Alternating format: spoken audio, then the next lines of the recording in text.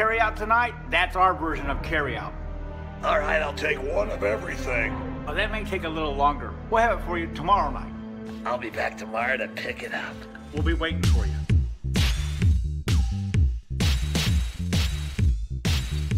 Hello and welcome to Game Day. My name is Keith Myers. I'm the Vice President of IndianaSRN. We're glad that you joined us today. If you'd like to see more content just like tonight, just hit the donate button. Every dollar that you donate will go right back into more games right here on IndianaSRN, which means more games for you. It's IndianaSRN, where you always have a front row seat. Hey, Indiana. Let's clear the air about vaping. Glue, rat poison, paint. We all know these products contain poisons like formaldehyde, arsenic, and lead. And these are just a few of the chemicals you'll find in e-cigarette vapor. Let's clear the air, Indiana. Don't puff this stuff. Visit don'tpuffthisstuff.com to join the fight and spread the word.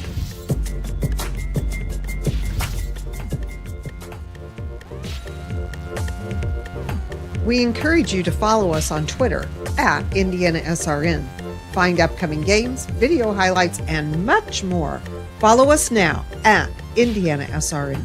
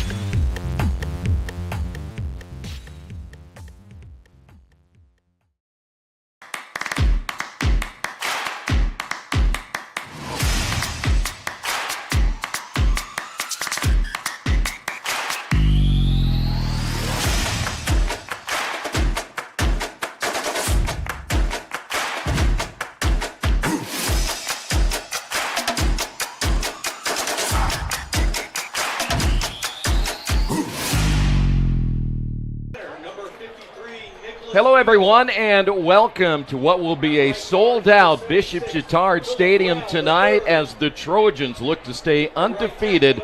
They will be taking on their arch rival, the Fighting Irish of Cathedral. Great to have you with us here tonight. Beautiful night for high school football. Troy Naragowski, along with Mike Hash, joining us here this evening for our pregame coverage. And we're going to get into a lot of this tonight, Mike, because I know you have a lot of background on both sides of the football here this evening, but this is always a great matchup between these two schools. It is always a great matchup, and it doesn't really matter what your record is. We always told the kids, throw the record out. If they're great, we're great. It's going to be a battle on the field. Two teams that, if you look at the record tonight, you're looking at a Cathedral team that is 1-2. They played some very good teams in their first three games. They've lost a lot of kids from a year ago. We're going to talk about them more in depth here in a moment. Then you have Bishop Chatard last week, who barely got by in a 9-3 win, didn't score until the second half. Are the offenses maybe not quite as powerful as they were a year ago, or is it going to take them a little time to get going? I think it's going to take them a little time to get going, especially with Cathedral's new quarterback, having Danny O'Neill not there, and having the chorus kid who's done a great job, but it's just probably adjusting and getting that timing down with his receivers. Yeah, you mentioned Danny O'Neill, the starting quarterback at San Diego State. Well, let's talk about the Fighting Irish. They beat Ben Davis, which a lot of people looked at that score and were wondering what in the world happened to Ben Davis. It was a 24-6 final. We had the Brownsburg game at Marian University. We started on a Friday, finished on a Saturday. They lost that contest 30-14. They didn't look like the same team in the Saturday completion of that game. And then they go to St. Xavier down in Cincinnati, and they lost that contest by a final of 35-31. So the schedule's been tough early.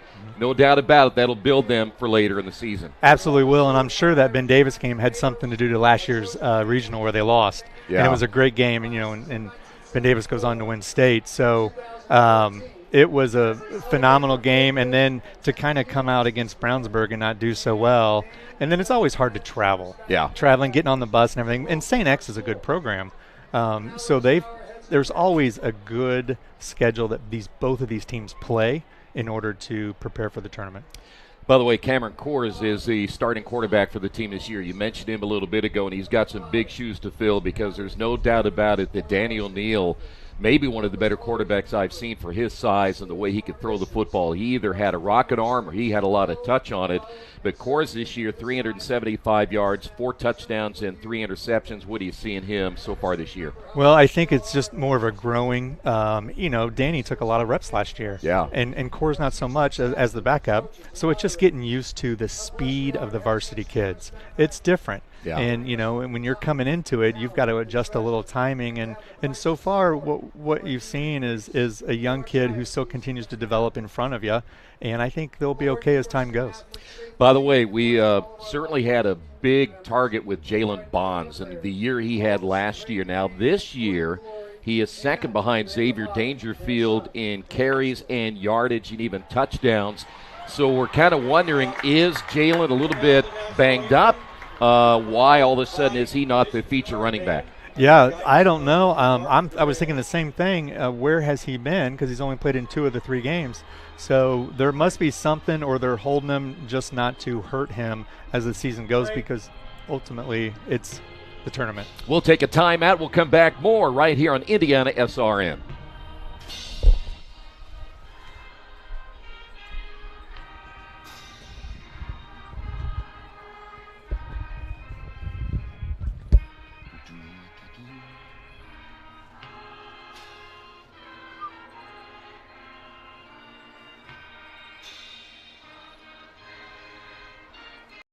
We encourage you to subscribe to our YouTube channel, IndianaSRN. Hit the bell to get notifications for upcoming games and more. Watch as many games as you want, as many times as you want. At Morales Group Staffing, we are all about building better futures. And during these times, we are working hard to put people to work. We are now hiring for hundreds of jobs with pay up to $17 an hour. Visit our website at moralesgroup.net or text JOBS, JOBS, to 317-472-7600 to apply now and get hired today. From warehousing to transportation and everything in between, Piper Logistics does it all. Centrally located, Piper Logistics has 2 warehouses in Indianapolis and a warehouse in Cincinnati, Ohio. Piper Logistics houses over 1 million square feet. Along with our transportation department, we can provide service to half the United States markets.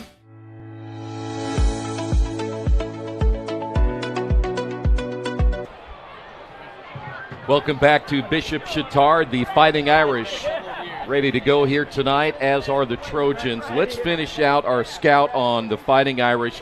You mentioned Jalen Bonds. It looks like Xavier Dangerfield may get the carries, majority carries tonight. But Kors has some pretty good receivers to throw to as well. He absolutely does. In Slaughter and also in Harvey. Those are his 2, looks like to be 2 of his main targets. When you're averaging almost 9 reception in Slaughter and almost 20 a catch in Harvey, he's doing a great job in getting them to them. All right, let's talk about Bishop Chatard picking up a big win in their season opener over a very good Brebeuf team, 58-35. They beat Hanover Central 28-7. And then last week, another big win over Roncalli. When I saw the score, and I thought, 9-3. Very rare you're going to see a 9-3 Bishop Chatard Roncalli game. Especially at 9-3, because those are 2 powerhouses. But obviously Chatard's defense came through in the second half, and they just limited what Roncalli could do and was getting lots of 3 and outs. And, to get a safety to put it to 9, kudos to the defense for getting that done.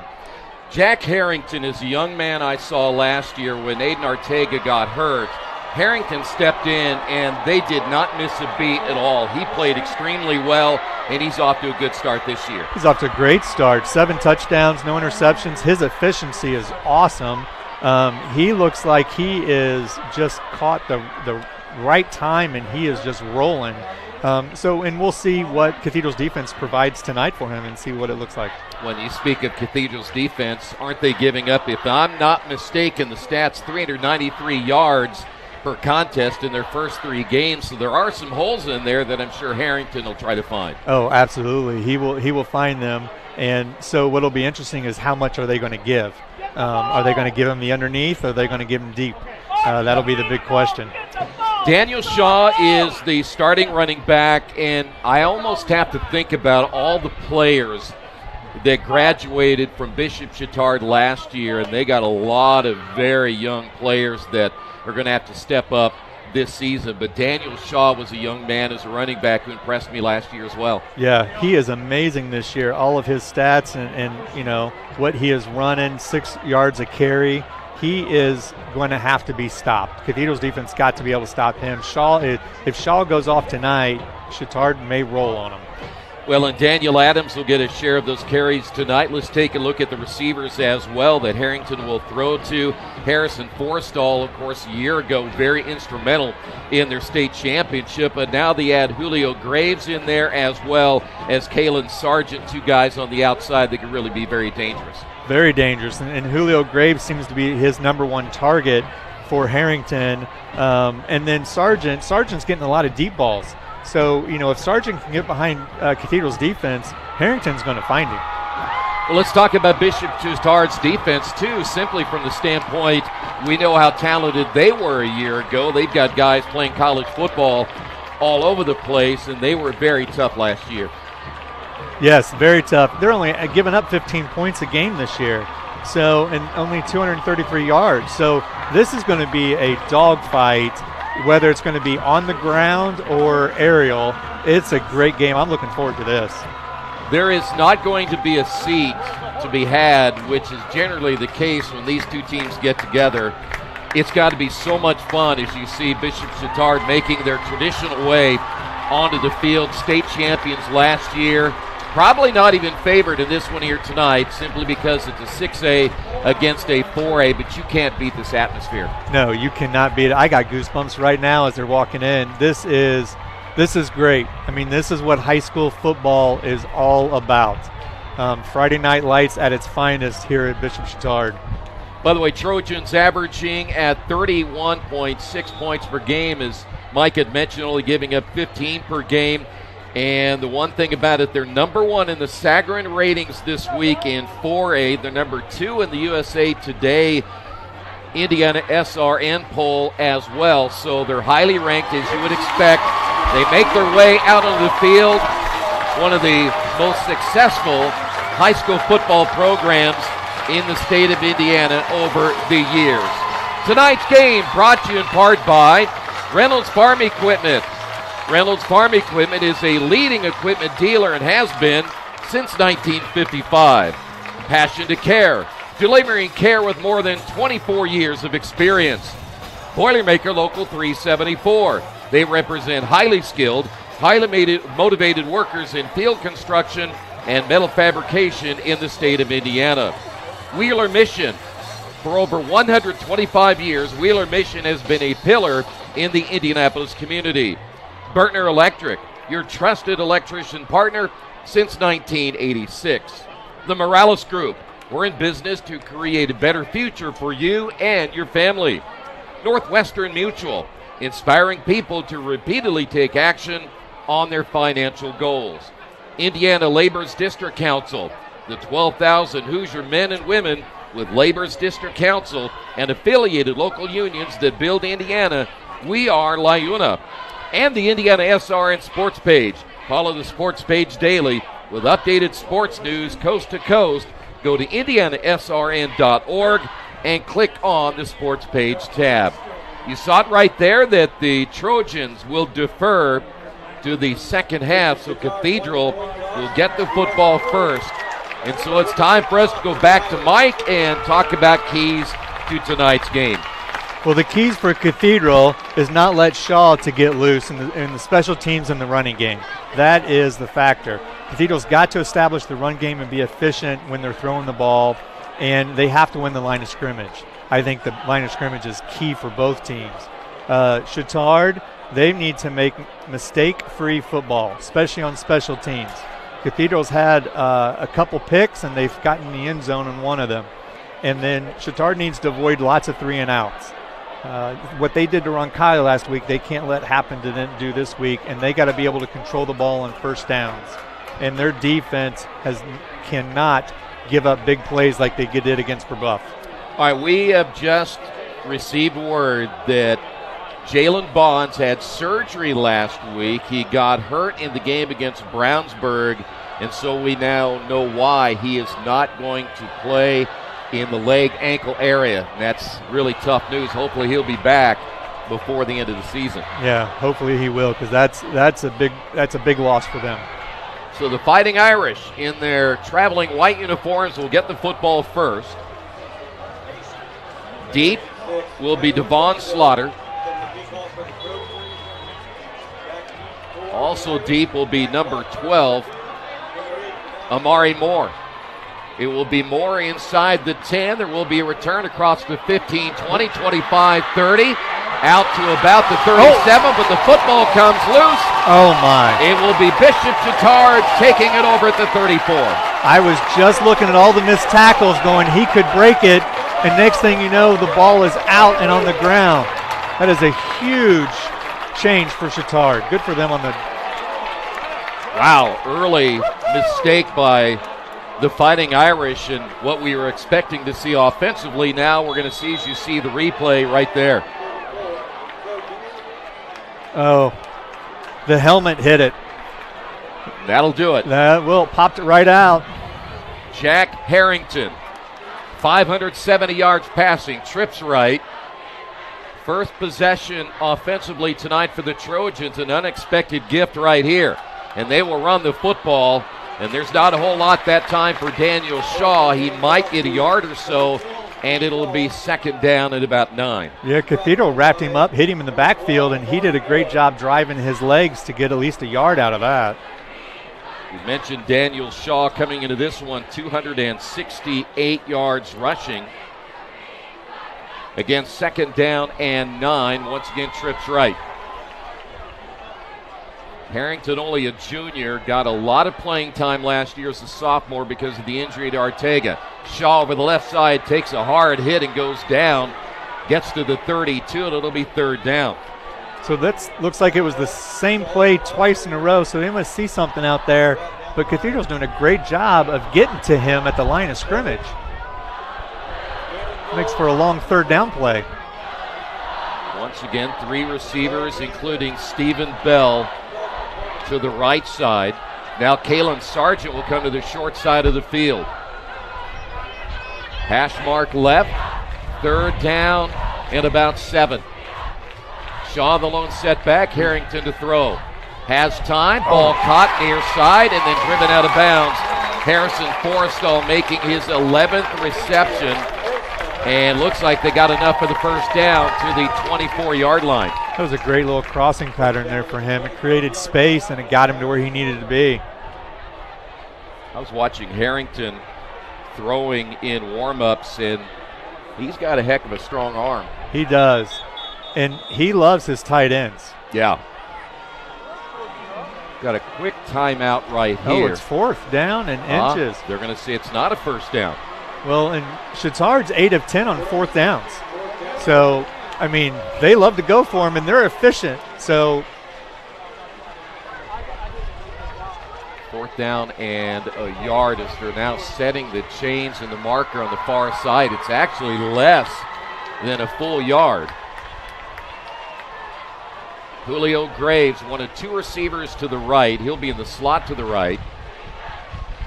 They'll take Forrestal and line him up to the right, so they'll have 2 tight ends in this formation. Daniel Shaw, the lone setback, and now Harrington will check at the line of scrimmage. Thought maybe he was going to come under center, do a little QB sneak. That would shock everybody. Yeah. Handoff Shaw, left side, takes a hard hit, dives ahead, and got the first down. Yeah, man, Cathedral had him in the backfield, and he just stayed on his feet and then was able to drive forward just enough. Good job, Chatard, extending the plays. Other than the pass play of 8 yards, everything else has been 1 yard.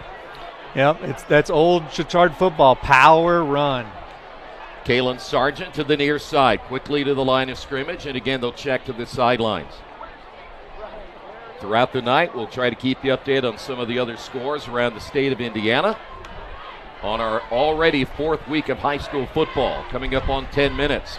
Handoff Shaw, right side, finds a hole inside the 20, down to about the 19, maybe 18 depending on the spot. That was a great opening that they made for him. He went right side and was able to open up for a 5-6 yard gain. Shaw's already carried the football 4 times in this drive. 44 carries, 268 yards, and a couple of touchdowns for Daniel Shaw. And that offensive line, they got some big fellows up there too. They do. They have some big fellows up there, starting with the center and Dwyer. Harrington tried to hit the receiver coming across the middle. A quick hitter, it falls incomplete. I think somebody up front might got a hand on that one.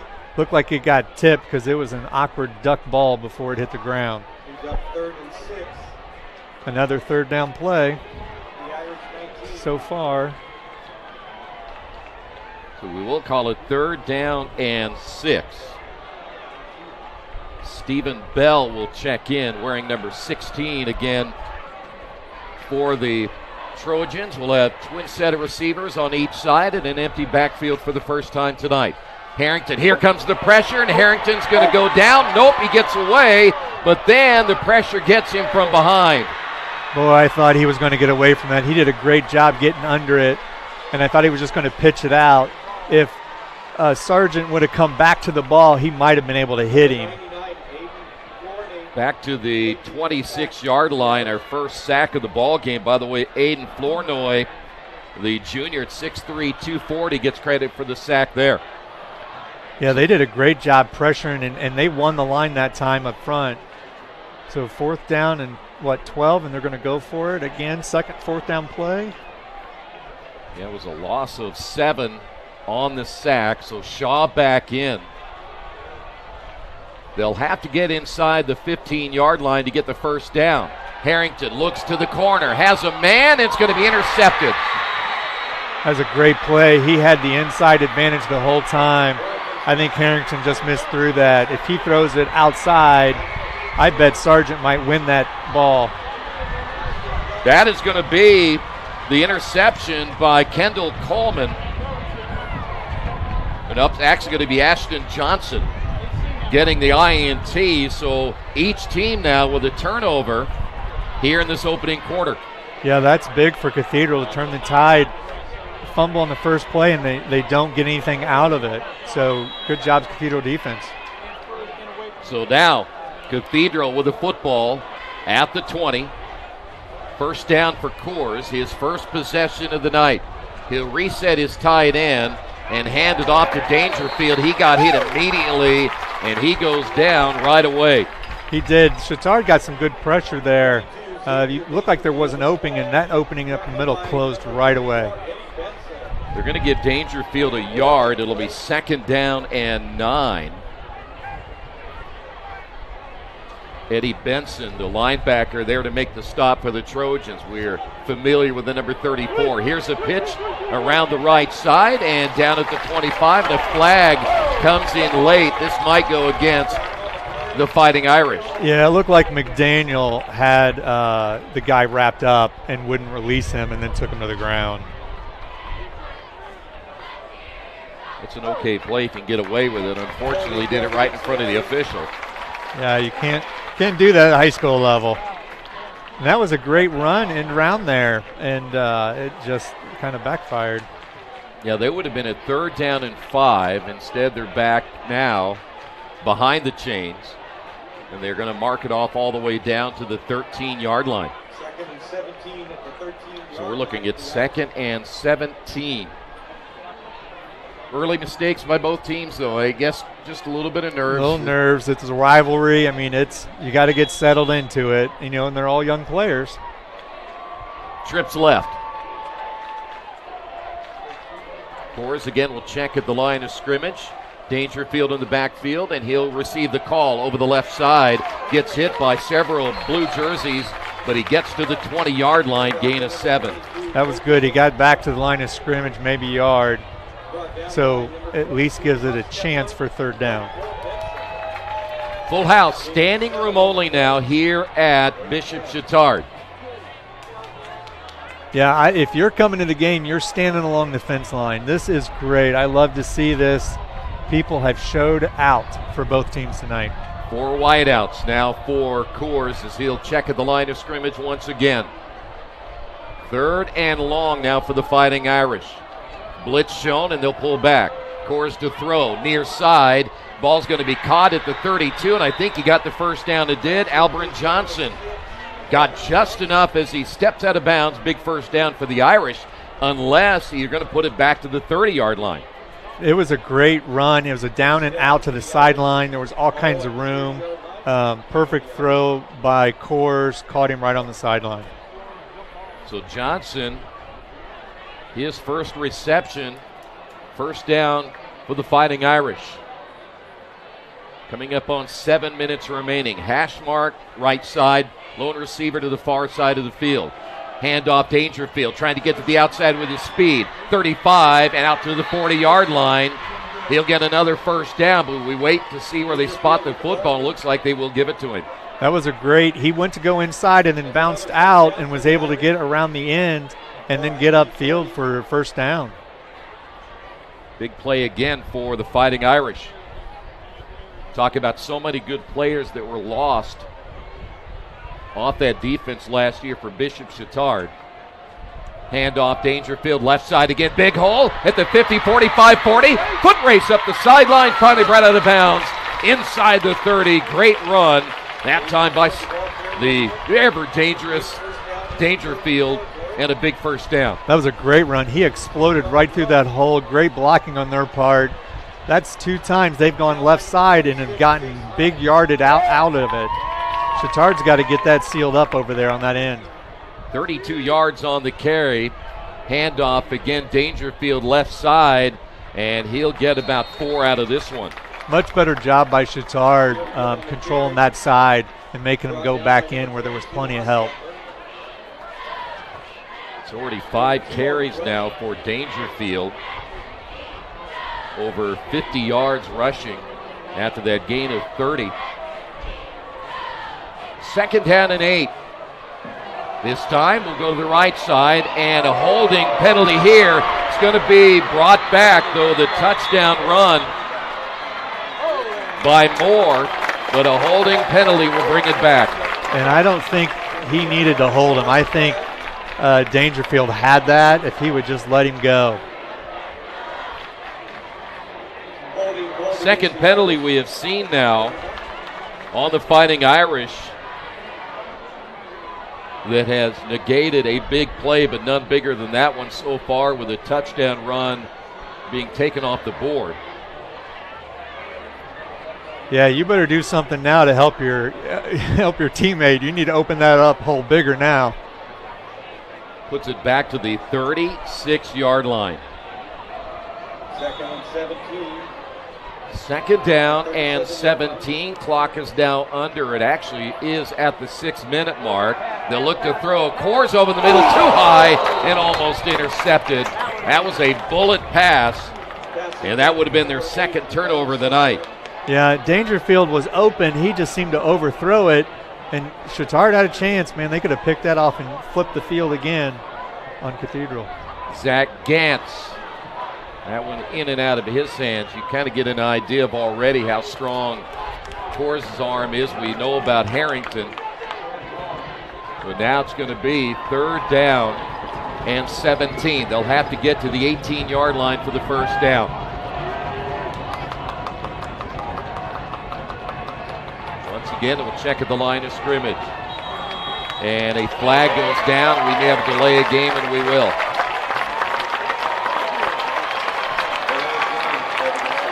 One thing that Coors will have to do is you got to keep an eye on that play clock. And I know they were checking at the line of scrimmage, but you got to make sure you work a little quicker. Yeah, you're the captain of that field. You got to make sure the play gets off because you're already in trouble, and now it's just deeper. So that'll mark him back to the 41-yard line. Course to throw, has protection. And he'll take off, and now he'll pump and run. Well short of the first down, brought down at about the 32-yard line. Yeah, Chatard did a great job of covering the receivers up. There was nothing out there, so he did a good job of tucking and running to get something out of it. He'll get 9. They'll officially put it down at the 33. So like what we saw moments ago for Bishop Chatard, you've got a 4th down and long, and they're going to go for it. They're going to be aggressive. Stack set, near side at the hash mark. Flag and a penalty again against the Fighting Irish. Yeah, Slaughter moved a little on the clap just to flinched enough right in front of the official. Boy, the coaching staff for Cathedral not happy on that one. They've had 2 penalties in this drive. One that brought back 6, and now they're backed all the way up to the 38-yard line.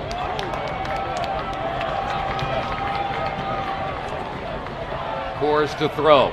Pressure. Oh, way to roll. Throws down the middle, ball caught. It's going to be a first down, big hit at about the 10-yard line. That was a great roll out to extend the play, and then he just came wide open to get the first down. That was a great first down, and what a hit he took to get it, though. Adam Ayers on the reception. Down to the 11-yard line, gain of 27. It was a great play by Coors. So a big first down now for the Fighting Irish. Handoff, Moore over the left side, bounces to the outside, into the end zone, touchdown, 11 yards out, the Fighting Irish on the board first.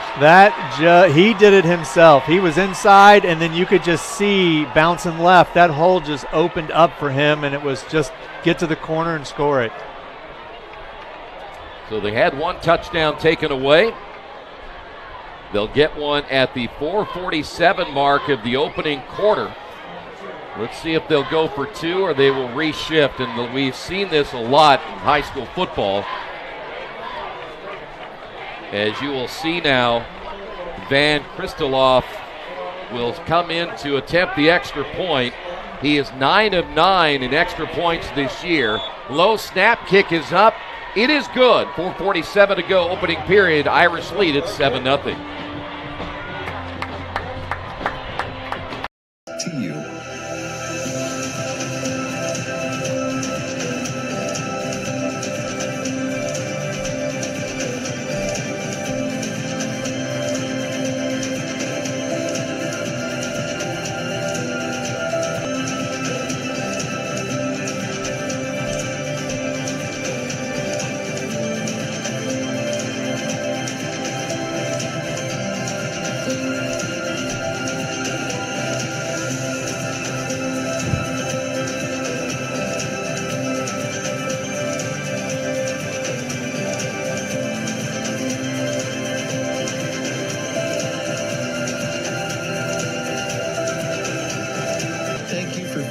Standing with us. You are truly making a difference in the lives of our neighbors in need.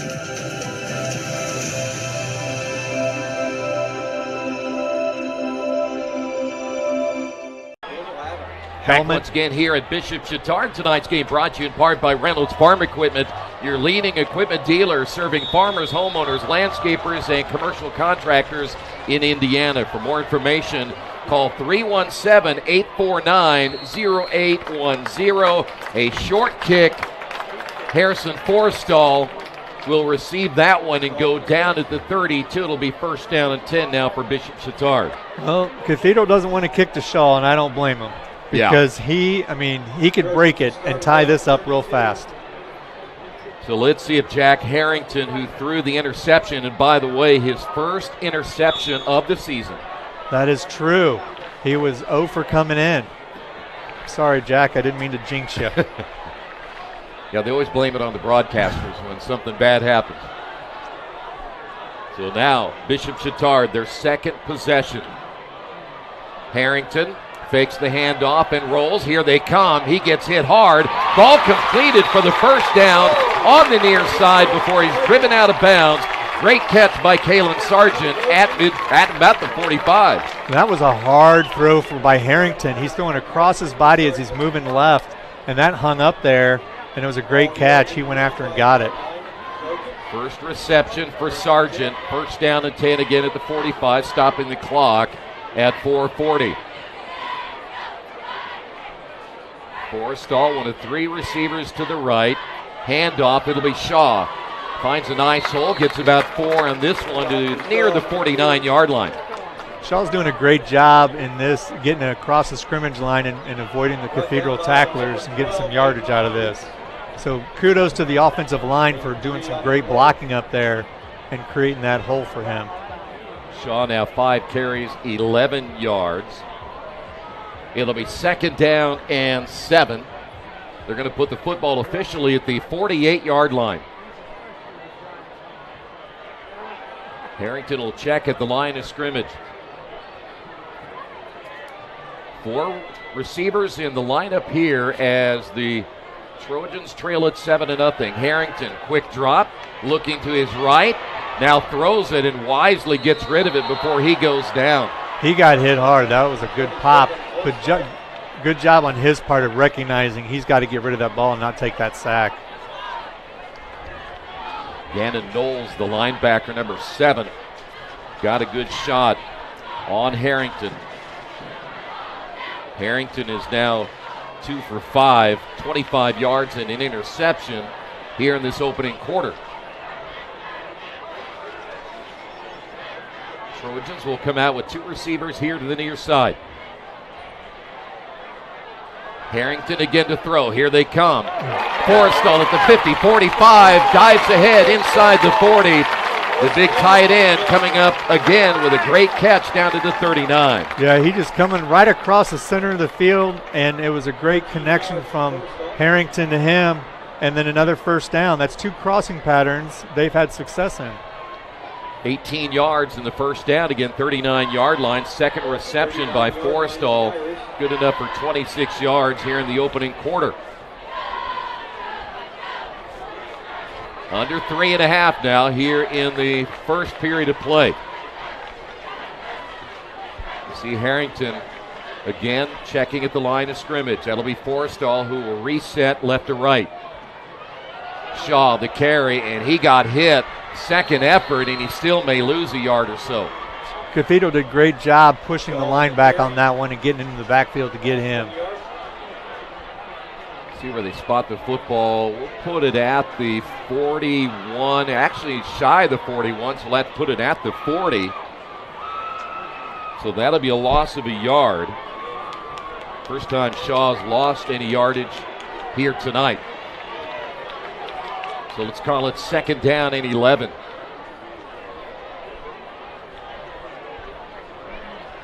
Forrestall this time lined up as the tight end to the left. Harrington fires, and it's going to be picked off again. Wow.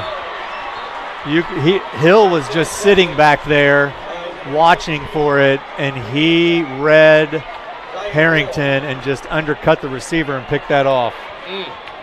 Zion Hill, second interception of the night now for Harrington. We mentioned no interceptions coming in, and now he has 2 tonight. There's another look at it, and that was double coverage too. It was. So he forced that in there and probably didn't need to do that. So now Cathedral will get it back at their own 33.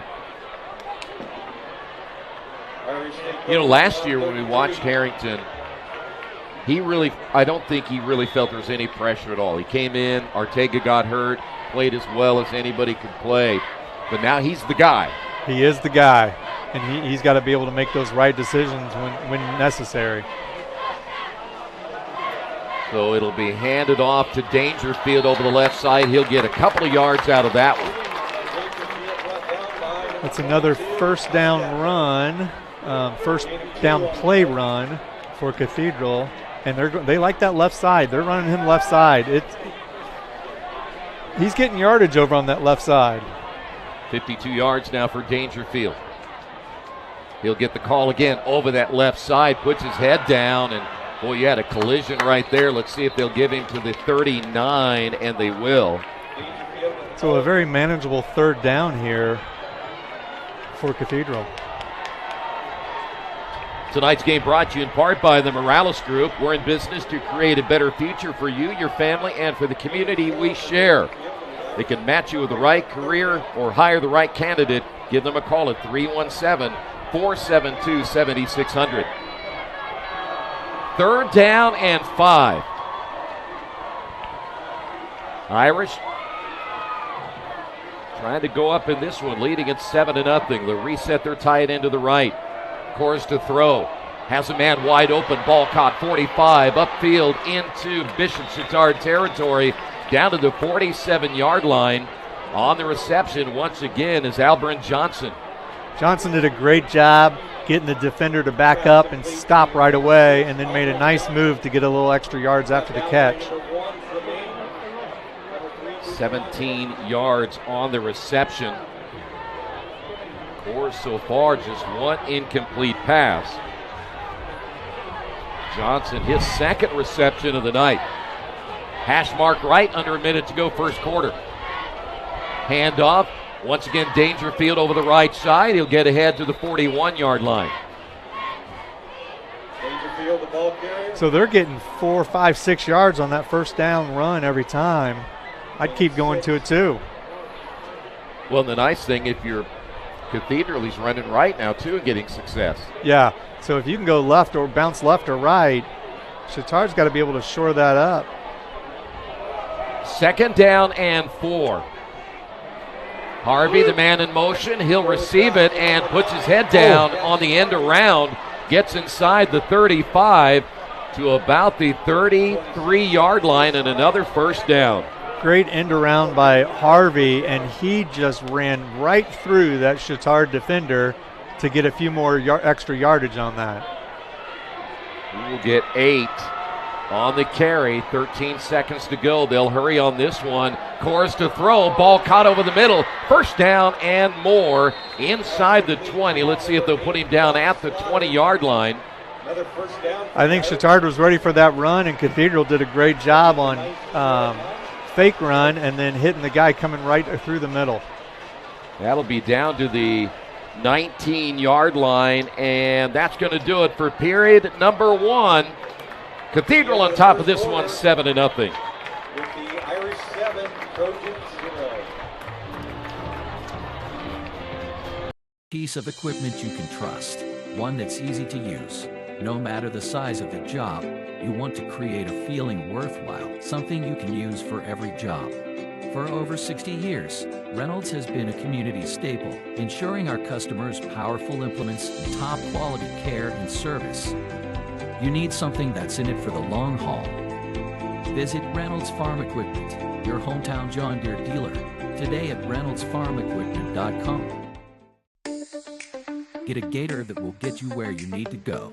Something you can get in and go with plenty of space. Be ready to tackle any terrain, large or small. When you choose Reynolds, you choose reliability. A guaranteed great customer experience and relationship from the moment you walk in. Come in and see for yourself or visit reynoldsfarmequipment.com. That's what you got. That's the students over there. They're having a good time there. Back once again here at Bishop Chatard. We're ready for period number 2. Cathedral has the football, first down and 10 at the Bishop Chatard 19-yard line. Dangerfield, the lone setback. You'll see him now reset to the left, of course, out of the shotgun. Coors looking to throw, near side. Ball caught once again and driven out of bounds. On the reception, it will be Jackson Harvey. Number 8, Slaughter. Nope, they're going to say Slaughter, number 8, not Harvey, number 9. They'll say gain of 9 on that pass play. So there's 2 first down plays in a row. They went to pass, and they're getting great yardage out of that. So we'll put the football at the 10. Second down and 1. Now they'll run it right side, breaking one tackle inside the 5, and then finally brought down near the 3-yard line. A flag is down. Looked like Moore on the carry that time for the Fighting Irish. And now we wait and see what the flag is. Moore did a great job getting low to the ground and just kept driving that ball to get closer to the end zone there. I'm going to put him down at the 1 yard line. And now we wait and see what the penalty is. Personal foul face mask against Bishop Chatard. Face masking called against. Well, half the distance from the 1, so it's only a half-yard penalty there, Coach. But you'll take it, right? Well, absolutely. Plus you get the first down.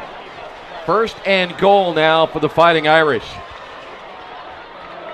Dangerfield back in. Let's see if he gets the call from 1 yard out. He will, up the middle, and he'll spin and get in the end zone for the 1 yard score.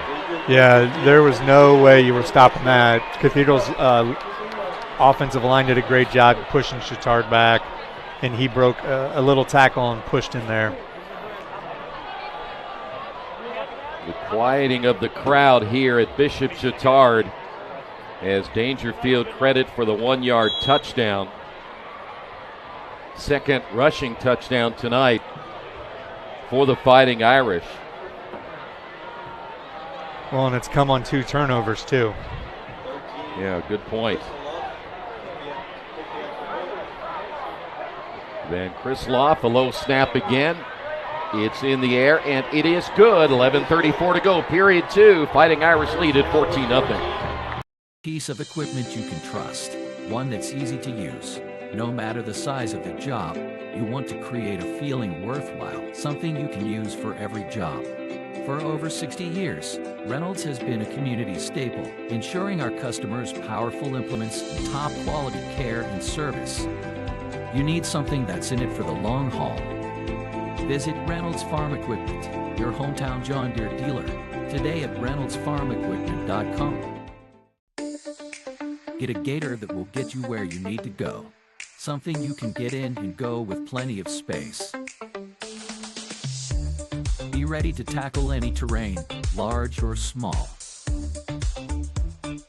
When you choose Reynolds, you choose reliability. The guaranteed great customer experience and relationship from the moment you walk in. Come in and see for yourself or visit reynoldsfarmequipment.com. So, back once again here at Bishop Chatard. Let's go ahead and take a look at these touchdowns that we have seen tonight. The first one was the 11-yard score. And you see the great blocking over that left side, and Moore, once he got to the outside, too much speed. Yeah, and Cathedral just pushed Chatard off the line and pinned him inside to let him get outside. Of course, that second one we'll see in a moment, just 1 yard out. Oh.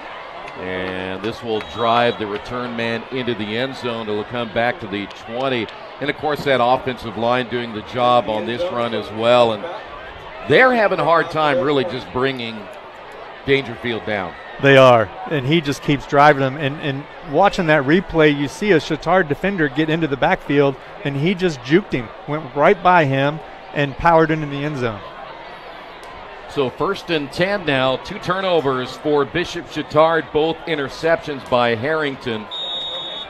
And now they're in a hole 14-0 here in period number 2. Julio Graves to the near side. He, by the way, came into this leading the team with 11 receptions. Handoff Daniel Shaw up the middle, and he'll get a couple, and that's about it. Yeah, Chatard's line did a good job of pushing Cathedral back, but they're not pushing him back too far. He's still getting hit at the line of scrimmage. His longest run tonight, 4 yards. So there's just not much there for Shaw. He'll come out of the lineup. And he, coming into the game, he was averaging 6 yards a carry. Yeah. So Daniel Adams will come in. They'll fake the handoff to Adams. Harrington against pressure, throws, ball caught. It'll be shy of a first down. That'll be Graves, who we just talked about moments ago on the reception. See if they'll put him at the 29-yard line.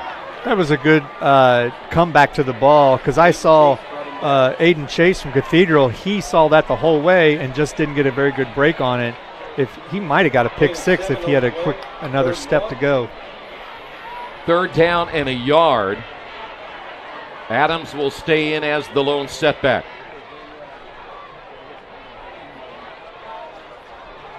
Harrington again checking at the line of scrimmage. Handoff Adams, and he got hit hard, but he dives ahead, and a flag is down. Flagging down. I'm guessing there's going to be offsides.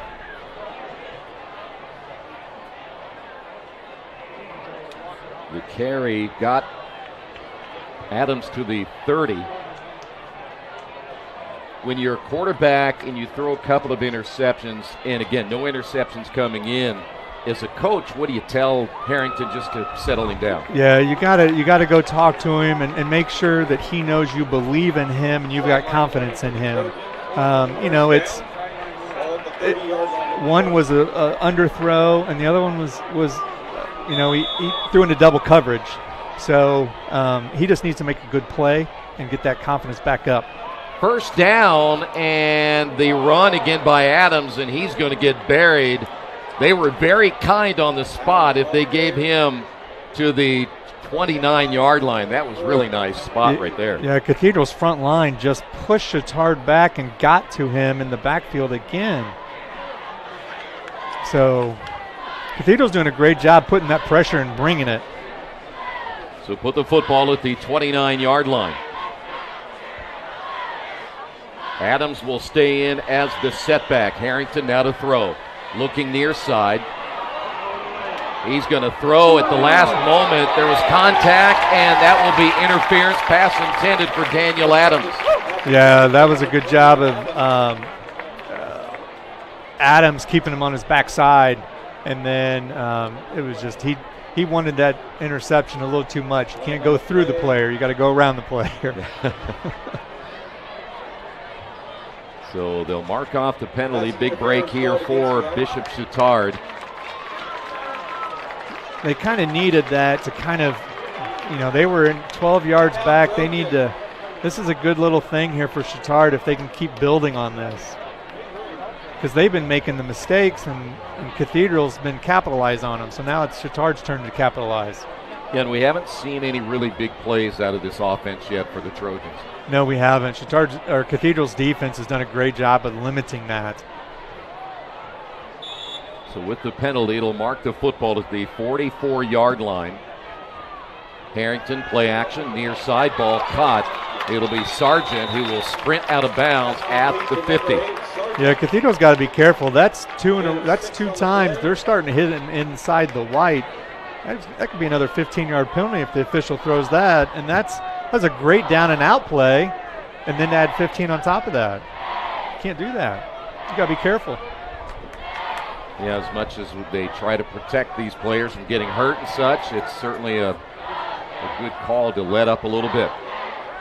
Again, Harrington to throw. Here they come, and he'll go down. Man, they were in the backfield. Adams just had a split second to block his defender coming in to protect Coors, and they still got there. Second time that Harrington has been sacked here tonight.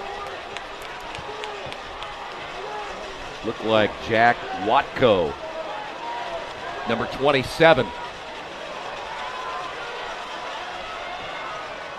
So it'll be 3rd down and 8.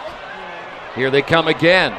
Little swing pass on the screen, caught to the outside, a gain of about 3. And that's all there was this time for Stephen Bell. And Watko got into the backfield and almost deflected that. He came in unblocked. Tonight's game brought to you in part by Boilermaker Local 374. They represent highly skilled, highly motivated workers in field construction and metal fabrication in Indiana. When you need a safe, dependable workforce for a new build, upgrade, or facility maintenance, you can count on Boilermaker Local 374 to do the job right the first time. Bishop Chatard will punt it away. Will be a return from the 20, the fumble, scramble for the loose football, and Forrestal comes up with another special teams mistake. That's a costly play for Cathedral. He should have just let that bounce and roll, and Chatard did a great job of getting down there and pounced on it right away. You know, a lot of times as a return man, as you get a look at it, you're trying to make a big play happen when maybe just be safe and live for another day. Yeah, the first guy down there is the key because he took the blocker with him into the receiver. Number 1 for Chatard. Football is at the 21-yard line. Bishop Chatard gets new life, another turnover. Rolling and throwing, ball caught. It'll be Adams on the reception and brought down at about the 12. That's a good job for Chatard, rolling out, getting him in the flats, and being able to pick up 8 yards on that play. They got some momentum now. By the way, Jack Harrington has now completed 4 passes in a row. Put the football at the 12. Whatever coach said to him to get him calmed down, it's working. Yes, it is. Harrington, the handoff, Adams over the left side, and a helmet comes off.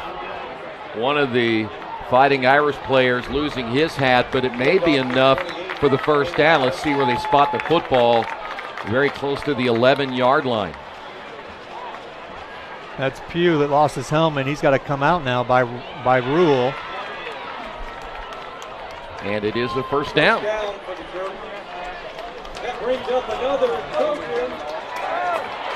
Well, this would be big here for Bishop Chatard. We just got done talking about their offense. Not really very many big plays here tonight, but right now they just love to chip away and get this in the end zone. That little miscue there by Cathedral has given new life to Chatard, and their offense is rolling. He's wide open on the left side. Harrington to the end zone. Did he stay in? Yes. Touchdown. What a great throw. And Harrington had 2 receivers open. It was a great catch and staying in bounds by Graves.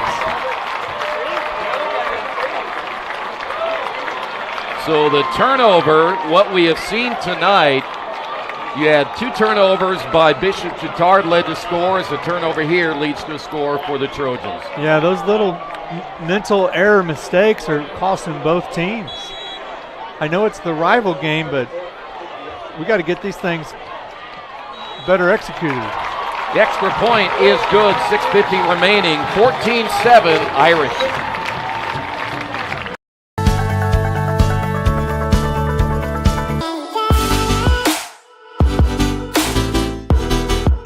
Aspen Creek Grill, we are a from-scratch concept with comfort fresh food. You can expect a world-class experience on a great budget. We've got incredible specials, great service. Today's dish that we're going to highlight is going to be our Aspen Blue Sirloin. It is, again, our premium Black Angus certified beef, and we top that with a blue cheese crust. Again, everything that we do here is made from scratch, and it's no different from our steaks. We hand cut all our steaks in-house. So our team back there it's just an incredible team. Everything that they do, they take so much pride in.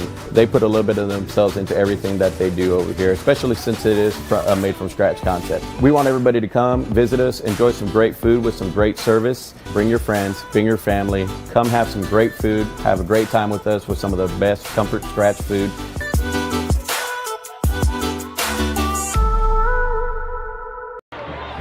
Tonight's game brought to you in part by Passion to Care, delivering care with more than 24 years of experience. A prestigious healthcare company, Passion to Care is driven by decades of expertise and a drive to go above and beyond.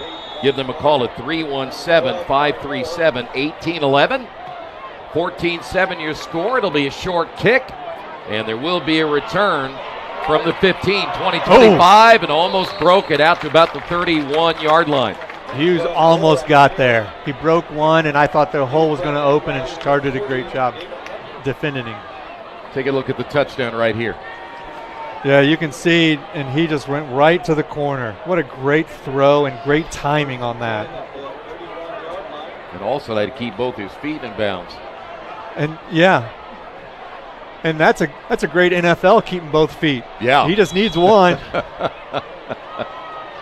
But he said, well, I'm going to do 2. I'll show you. All right, first down and 10. Course to throw. Has protection. Oh, he missed him. Oh, he's downfield. Got a guy right there. Ball caught 35, breaks it.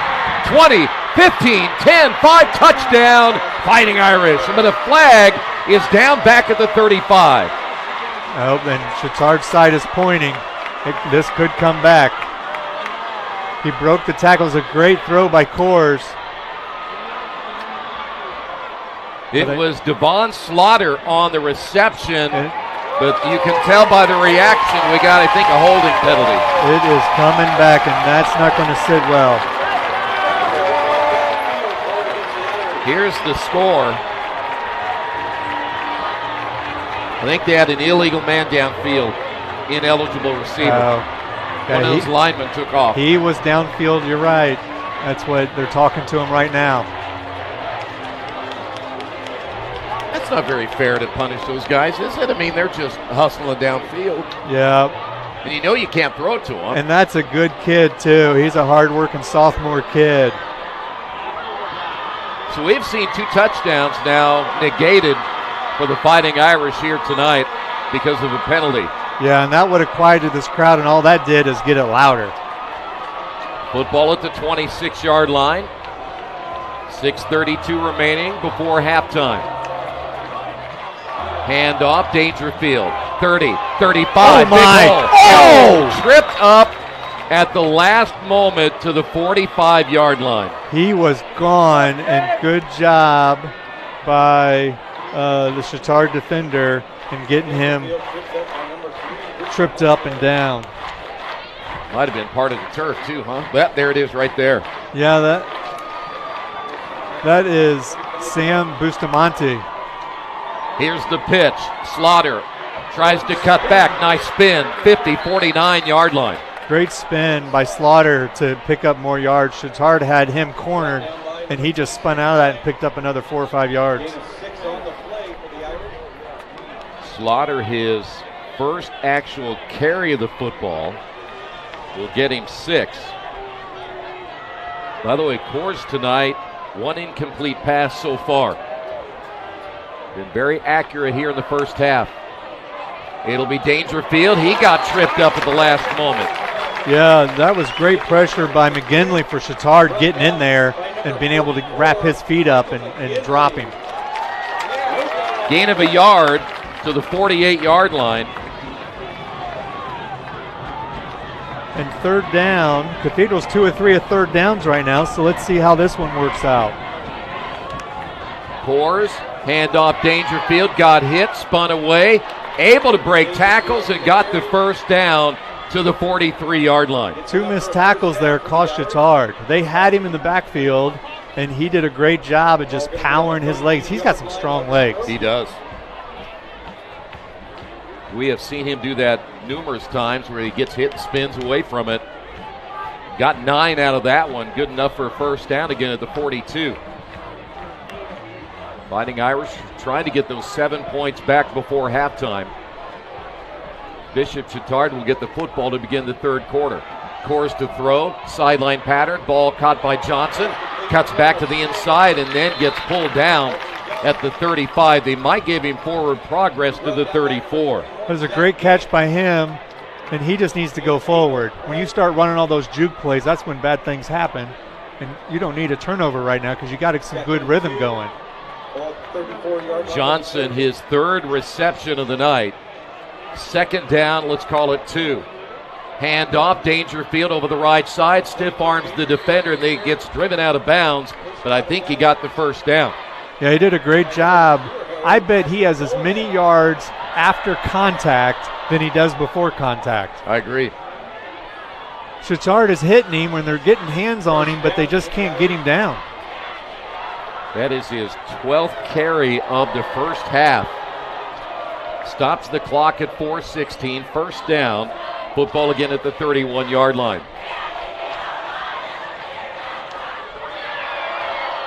High snap, Coors to throw. Sideline, high in the air. Johnson almost brought it down. It falls incomplete. Well, I thought Coors had him. That was a great throw, and he went up after it. He might have been worried about that hit, which the Chatard kid did a good job of backing off of him because he could have laid him out. That would stop the clock at 4:12. Bishop Chatard getting a fresh body in that defensive line. They usually work with a three-man front.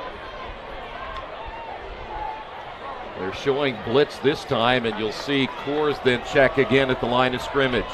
And he'll reset his tight end. Coors to throw, looking left, ball caught, 25, looking for extra yardage, takes the hit. That'll be Slaughter, and they'll be brought down at about the 24-yard line. Good job by Coors recognizing that, and then the offensive line did a great job of picking up that blitz and allowing him time to get that out there. Second reception by Slaughter. Football placed again at the 24-yard line. It'll be third down and short. Handoff, it'll be Dangerfield, puts his head down, gang tackled there. Shy of the first down, he got to the 22. So 4th down and 2. Got to go for it. You're too close not to. Uh-oh. Going to stack it up inside, huh? A little tight formation here. Oh, who's calling timeouts? Cathedral timeout. So a timeout, 3:18 remaining before the half, 14-7 Fighting Irish. From warehousing to transportation and everything in between, Piper Logistics does it all. Centrally located, Piper Logistics has 2 warehouses in Indianapolis and a warehouse in Cincinnati, Ohio. Piper Logistics houses over 1 million square feet. Along with our transportation department, we can provide service to half the United States markets.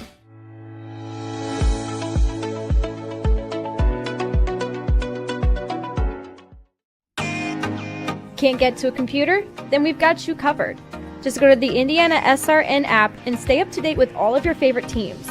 You can watch live coverage or relive the experience with our on-demand service.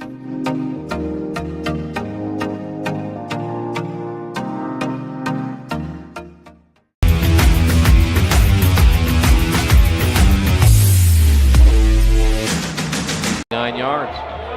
We have a field goal attempt here by Van Krisseloff. He is 2 for 2 in field goals this year. This will be from 39 yards out, and it has the distance, and it is no good.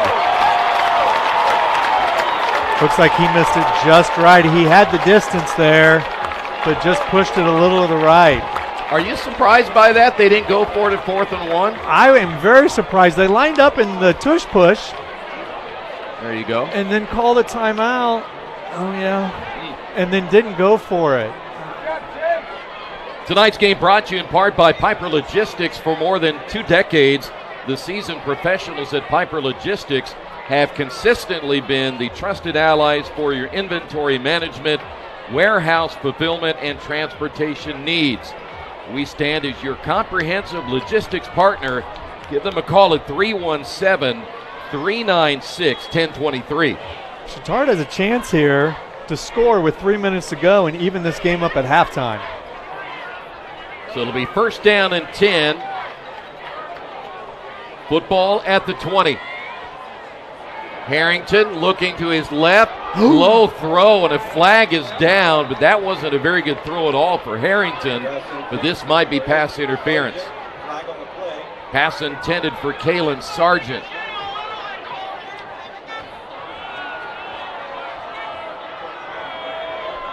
It's going to be offensive pass interference on Sargent.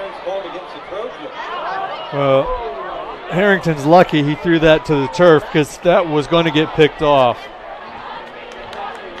This is reminiscing of last year's game where Cathedral just couldn't put them away at the end of the half, and Chatard got momentum, and then the lights, we didn't get the lights to come on, and then finished day 2, and Chatard got a victory out of it. Somebody didn't pay the light bill? Apparently someone didn't pay the light bill. Back to the 10-yard line. Still 3:08 remaining. Harrington, quarterback keeper, and this does not happen very often for Harrington. He's going to get buried. Yeah, he had nowhere to go, and he did a good job trying to bounce, but Cathedral had him covered all over. About not so sure if I were Harrington and now we got an injured player for the Fighting Irish, I'd be like, sure, we should maybe run a different play here. Yeah. I mean, I thought he did a great job on that last series, making some throws and plays and connecting. Keep that going. Put the ball in his hand and keep that going and see what he can do. Right now, you're deep. I mean, you're second and long. Tonight's game brought to you in part by Dynamark. If you're looking to elevate your brand, choose Dynamark, your local one-stop shop for all your print, signs, and promo products, as well as apparel and mailing services. They've been serving Indianapolis for over 50 years. Dynamark, where strong relationships are built through exceptional service. Give them a call at 317-328-2555. I'm going to give a shout out to this officiating crew. I think they've done a great job. They're on every play. Every play is accurate in what they called, and this is a big rivalry, and they're doing a fabulous job. Yeah, they are. So it's going to be 2nd down and 20. Back in the lineup and getting the call left side carries Daniel Shaw. Shaw still on his feet out to the 20. Great run by Shaw. It was a great run, especially to get half the yardage back to make 3rd down manageable now.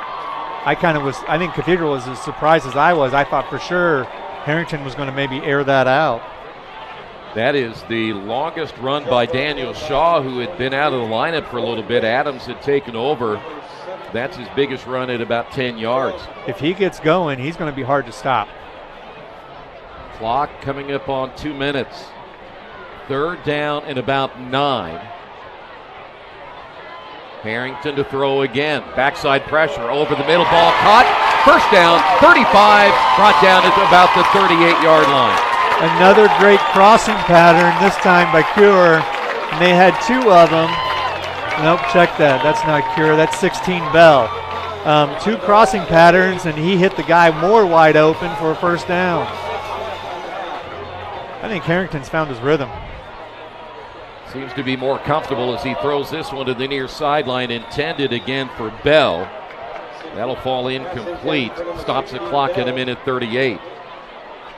And that was a good 3rd down conversion there, because that was 3rd and 10, and that's been only the 2nd time they've been able to convert from 3rd to 1st down.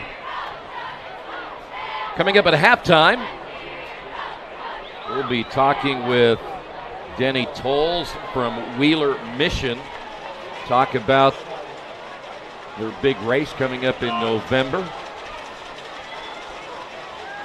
Looking to throw again. Here they come, and he got rid of it, got hit at the last second. Ball caught. Shaw crossed the 45 and brought down at the 47-yard line. And Shaw has a great catch by Shaw, and Harrington just letting it go at the last second. He holds on another half. He's down. Maybe a fumble, but Shaw's going. He's starting to get going. Harrington's starting to get going. Timeout, 1:22 before halftime. From warehousing to transportation and everything in between, Piper Logistics does it all. Centrally located, Piper Logistics has 2 warehouses in Indianapolis and a warehouse in Cincinnati, Ohio. Piper Logistics houses over 1 million square feet. Along with our transportation department, we can provide service to half the United States markets.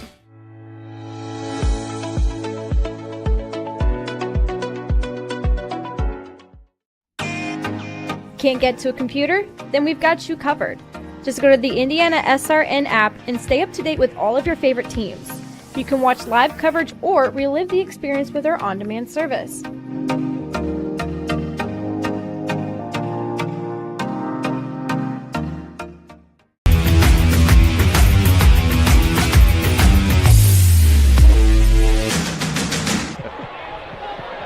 Back at 1:22 before halftime. It'll be 3rd down and 1. Empty backfield now for Bishop Chatard. Harrington looking to Shaw. Ball is complete. 50 and driven out of bounds. They got the 1st down at the 49. Hill gave Shaw too much room there. He needs to be a little tighter. If you're going to bring the pressure, that's going to be a quick drop and throw. And he's got to be tighter on that. Shaw and Harrington, they're starting to get their rhythm together, and this second half could be dangerous for them. So that'll be good enough for a first down. They're actually going to put it at the 50. Empty backfield. Nope, they're going to keep in the backfield Shaw, but they'll put him in motion to the left. Harrington to throw. Shaw makes the catch, staying on his feet, trying to get extra yardage, and he may get to the 46-yard line. Shaw has come back in, and he has been the man. I hope he's not hurt. Something's not looking good for him. Yeah, he's going to go down because he tried to make that extra effort. They're going to give him 3 on the reception. And so we have an injury timeout now for Bishop Chatard. We'll take a timeout as well, 59 seconds before halftime. At Morales Group Staffing, we are all about building better futures. And during these times, we are working hard to put people to work. We are now hiring for hundreds of jobs with pay up to $17 an hour. Visit our website at moralesgroup.net or text JOBS, JOBS, to 317-472-7600 to apply now and get hired today. We encourage you to subscribe to our YouTube channel, IndianaSRN. Hit the bell to get notifications for upcoming games and more. Watch as many games as you want, as many times as you want.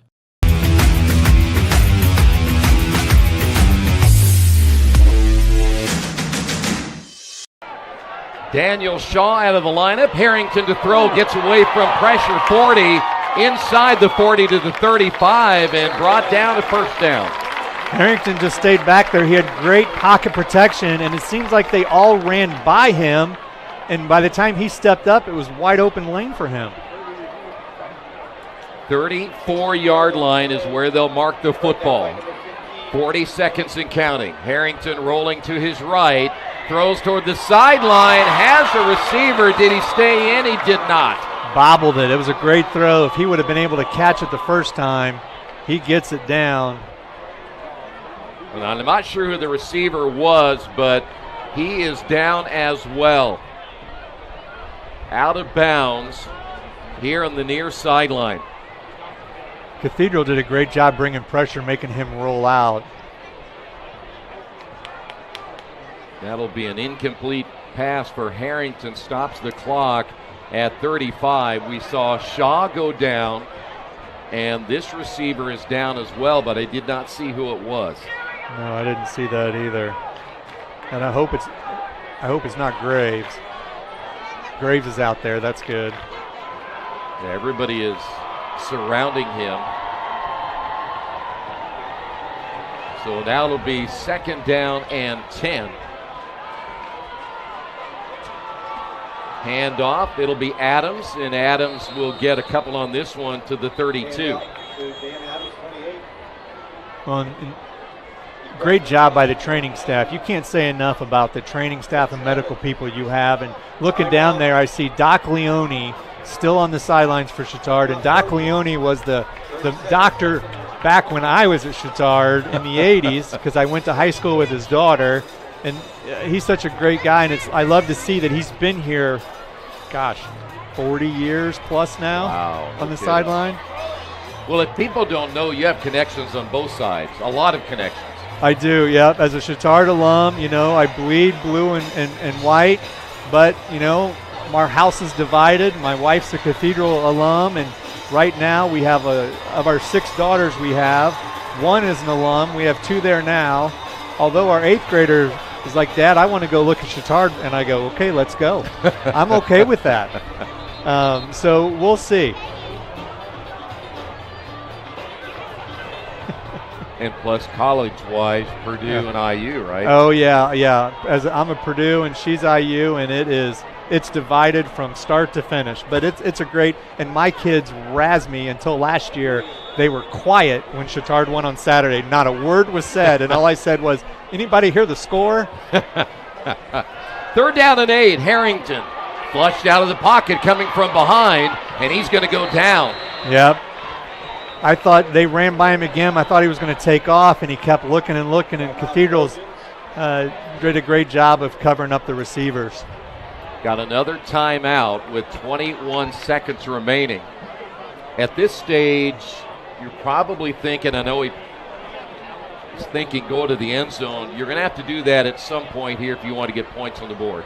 Yeah, you do, and you're at 4th and 8. So, you know, and the kicker, his longest is 40, only has one field goal, and 40, and this looks like it would be a 40, 50-yarder, so you got to go for it. Yeah. I think you got to go crossing pattern. They've had success in the crossing pattern, and then you just got to get out of bounds. So you have a couple shots at the end zone, and then maybe kick it right at half, because you're going to get the ball to start the second half. Yeah. So you have a chance here to either tie or take the lead with your first possession in the second half. No timeouts remaining now for the Trojans. 4th down and 8. They'll have to get to the 24 to get another first down, and then they're going to have to hurry. Adams in the backfield. Harrington to throw. Flushed out of the pocket. Steps back, gets hit, and brought down out of bounds on the far side of the field. He's going to lose some big-time yardage on this one. He is, and then Cathedral, with their timeouts in 13 seconds, they have a chance to potentially get a field goal. He needed to get rid of that and throw it just so the line of scrimmage was still 8 to 10 yards the other direction. He helped Cathedral out in that one. Big time. Back to the 43. Officially the third time he's been sacked here tonight. So Cathedral's only used one timeout, so they still have 2 to go. Looking to throw will be Coors. Steps up to the 50-yard line. We'll get about 8 on that one. Coors brought down by number 42, Cole Luxford. Only the second carry tonight for Coors. Timeout, I do believe, here by the Fighting Irish at midfield. Yeah, that play took too long. So now you're down to 1 play. Maybe 2. You got to have a quick down and out. Then we'll talk with Denny Tolles from Wheeler Mission at halftime about the drumstick dash in November, which our sources tell us Keith will be running in the drumstick dash this year. He's going through physical therapy right now. He's faking the injury because he wants everybody to think that he's not a very good runner. I love that. Yeah. I look forward to seeing him. Hopefully he'll wear a costume too. Oh, he's got a costume for sure, yeah. Every day he's got a costume. I love that. That drumstick dash is a great thing. It is. 2nd down and 3. Coors to throw. Has time. Far sideline. Ball caught out of bounds at the 35. That'll be Albrin Johnson. I mean, great job getting 15 yards, leaving 1 second on the clock.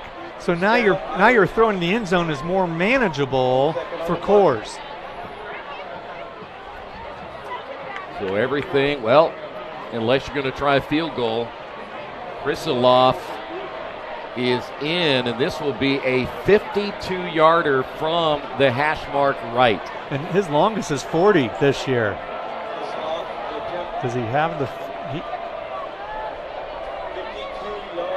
Let's see. Great snap. The kick is on the way. Oh, I think it's there. Oh! Hits the crossbar. Oh my gosh. That was a great kick. Oh. Game of inches.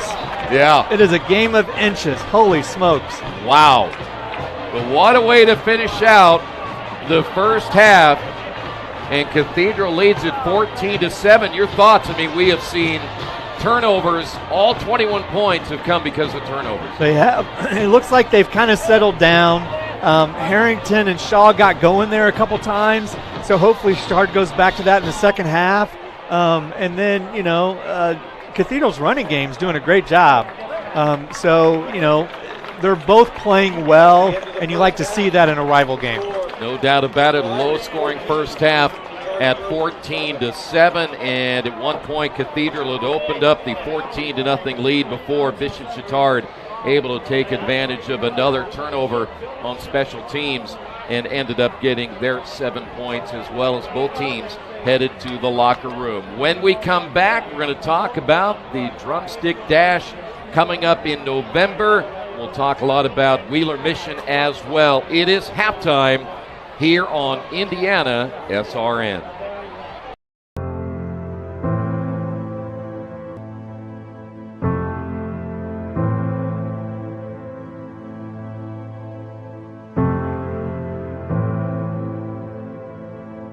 Calling officials cheaters or corrupt, it's not a game. Insulting referees, it's not a game. Threatening officials, it's not a game. Berating young umpires, learning the ropes, it's not a game. Violent language in the stands, it's not a game. Verbal abuse from the sideline, it's not a game. Screaming at a referee in the parking lot, it's not a game.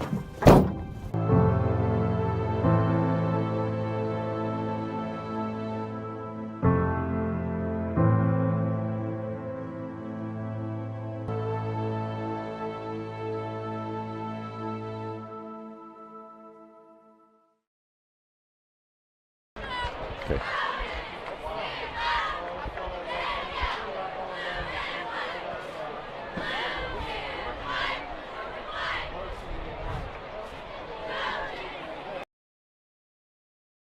At first, me and my mom were struggling. I was trying to pay the bills and trying to take care of my mom at the same time. When I first heard that I can get paid for taking care of my mom, I was kind of skeptical because I had been doing it for so many years without pay. That's when I reached out to Passion to Care. I read all the reviews and I saw that they were #1 in the field. Passion to Care has really, really changed my life. Right now, I take care of my mom 24/7 thanks to Passion to Care. You want a piece of equipment you can trust, one that's easy to use. No matter the size of the job, you want to create a feeling worthwhile, something you can use for every job. For over 60 years, Reynolds has been a community staple, ensuring our customers powerful implements and top quality care and service. You need something that's in it for the long haul. Visit Reynolds Farm Equipment, your hometown John Deere dealer, today at reynoldsfarmequipment.com. Back once again here at Bishop Chatard. It is halftime. Cathedral on top 14-7. As promised, we're going to talk about the Drumstick Dash that is coming up in November. And I'll tell you what, Denny, we're glad to have you with us from Wheeler Mission. I want you to talk a little bit about Wheeler Mission here in a couple of moments. But first off, we've got a fundraiser coming up and a great fundraiser for your organization. Talk about it, how long's it been going on, and then we'll find out how people can take part. Yeah, this will be our 22nd year that we've had that. It's been in Broad Ripple the whole time. Broad Ripple has been great for us, even in spite of all the construction they've had the last few years. Yeah. We've had to be very creative in how we've done it. But this year, I think we actually might have everything done, at least on the two courses that we have. And so, yeah, it is our largest fundraiser. That's one of those things that we're really never not planning for it, because we're always getting major sponsors, we're getting vendors, always advertising for it. But we're, like I say, we're full go right now. I mean, just a couple months out. We had a summit with a bunch of our sponsors, major sponsors today, telling them how to get their companies involved, since they've donated so much money for us to be able to put this on. So yeah, we are full steam ahead on that Drumstick Dash. So one of the largest in the country. On Thanksgiving Day, and one of the largest runs in general that we have. So yeah, we're really proud to be able to have that, and in the fact that every bit of that money goes back to our guests and be able to help them through what they're going through. Yeah, no doubt about it. Wheeler Mission does a great job. And okay, you said 16,000 runners or so. Yeah, runners walkers. Runners walkers. Okay. We've got a couple different courses, and I think for a little bit over 50% of them actually are walkers. So we'll have strollers out there and everything else. So it's really a family tradition. But then you have those folks that want to come out there and they simply want to sprint that 4 miles, which is a very foreign concept to me. but again, it's become such a tradition that people come out there. We've had great weather the last few years for a Thanksgiving morning. And so, it is really fantastic that this money then goes into, again, the being able to just help our guests that we have. And any night of the year, we may, weather dependent, we may have anywhere from 700 to over 1,000 people, men, women, and children on our locations. And that's a lot of people to care for. We're open 24/7, 365. 3 meals a day on everyone at several different locations. Right. So there's a lot of things that we have to take care of to really not only meet our guests' basic needs, but actually give them a chance to believe that there's something more for them than what they have at that time. Exactly. So, yeah. And that need seems like it continues to grow, doesn't it? Yeah, it sure does. It sure does. We have to be very diligent and prudent with our finances. Indianapolis, Indianapolis is. Most of the stats will tell you that Indianapolis is the largest city in the United States that does not have government funding. So everything that we get is from individuals, churches, businesses, foundations, and grants. So we work very well with the city. Great partners with us, but like I say, we're the biggest and largest in Indiana. But again, we can't be everything for everybody. So we have a lot of great community partners, both public and private, that really work with us to really meet the needs of those guests. We try to do all we can, but we can't do every medical thing. We can't do every mental health thing. And there are just some things that we can't do, and we have to have these partners, and they have to have us. So it's a great relationship. But the Drumstick Dash, raises, like I say, it is our biggest of the year. And it's something I think we'll always do because it is really our marquee event. Yeah, and we're talking about not just during the month of November. As you say, this is every day throughout the year that you're helping this community. Yeah. And we're talking about a lot of volunteers and a lot of people with Wheeler Mission that help this organization. Yeah. I don't know if a lot of people really think about how much goes into that to make this work. Oh, yeah, it is. It's incredible. Number one, we have an incredible staff. And, one of the things that I always try to tell people, especially here lately as I've seen this go on, we're getting close to 40% of our staff have been former guests. No kidding. And you talk about a synergy of our guests being able to look at the staff and go, they were here.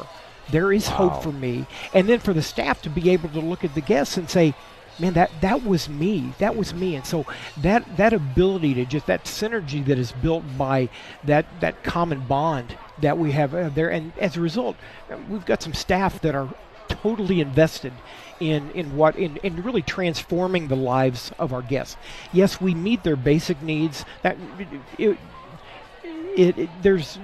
We would not be worth anything if we didn't meet those basic needs: the food, the shelter, the medical attention, and all the things that they need, and the clothing, and quite honestly, safety coming inside instead of being outside. Yeah, we meet those things, but we're more than just that transactional thing. We want to transform the lives, and so that's why we love on them so much to tell them, you know what? Don't let your circumstances define who you are.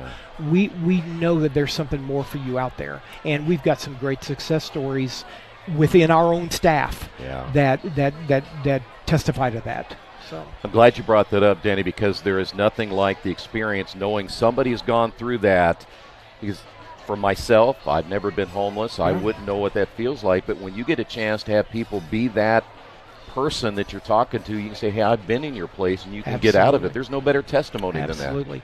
And sometimes people will look at the numbers and say, as I had referred to before, 1,800 people a night in general in Indianapolis that are homeless. And sometimes people can get numb by that and say, man, what can I do as a volunteer or even donating any money? And I try to tell them, it's not about the 1,800. It's about that one. Right. It's about that one that you have been called to intersect with at some level, that you're telling them, hey, no, you are worth it. You may not know me, you may never even meet me, but you know what? I say that you're worth it, because each of these one people, man, that is somebody's son. That's somebody's daughter. That's somebody's dad or mother or brother or sister. They have stories behind them. They have lives behind them, and they're struggling. And in many cases, they're struggling to find, am I even worth it? Right. Because that's one of the things that they really struggle with the most, because all they have is their circumstances, and when they look in the mirror, they say, I've lost a job, I've ostracized my family, I've not done anything right. Do I have any worth? And when all you have is your circumstances, then you find them believing the lie that I have no value. Exactly. And when they come to Wheeler, one of the main things we do is we love on them and say, no, there's a different story to be told. Yeah. And it just may not be revealed to you yet, but let us help you do that. Yeah. It is a ministry. It absolutely. Yeah. And it's incredible to see some of the people that had really had nothing and believed they had nothing to come up, and when you see somebody gather that little spark of hope that they never had before, man, their eyes light up. There's still a long way to go, but yet the fact that they've even considered that, you know what, there may be something more for me than this. Yeah. That is an incredible thing for everybody involved. As you said, and we'll get how everybody can get involved in this, but there's that one word, hope. If you don't have hope, you really don't have much of anything, do you? No. Well, you can, certainly the help can be in financial donations, and this is all on our website that will lead you to financial donations, some in-kind donations that we have. We have a needs list that will tell people what materials we actually need, and then you can just have donation drives. You can come and volunteer. Our volunteers that we have, several thousand volunteers a year, actually save Wheeler close to $1 million in staff costs. Wow. So that is a big deal. And all of that is on our website, and it's pretty easy to be able to navigate and see, hey, can I give some money? Can I get some materials? Hey, can I volunteer? So that's all on the website. All right. By the way, we want to find out, for those that want to take part in the Drumstick Dash, can they also do that on the website? They go there, and there's a link for events, and they'll go to the Drumstick Dash, and it shows them how to register. And like I say, it's pretty straightforward for them. Yeah. And the course is pretty easy for people like me that don't run very much anymore? The course is very easy. There's a 2-mile one, and there's a 4-mile one in general. So, and runners, walkers, and like I say, come out there. We'd love to see you. The mayor is usually out there. WTHR, Dave Calabro's always emceeing for us. Good. And it's a great, fun day. All right. Denny, thanks for stopping by. Thank you very much. Appreciate you guys. And we're glad that you're a part of IndianaSRN as well. We are glad to. We'll do anything we can to help out, okay? Fantastic. Thank you all very much. Don't forget, check out the Drumstick Dash when you get an opportunity. Wheeler Mission, great to have him on board as well. We're at halftime, 14-7 Cathedral. We'll be back in a moment. Can't make it to the game? We've got your back.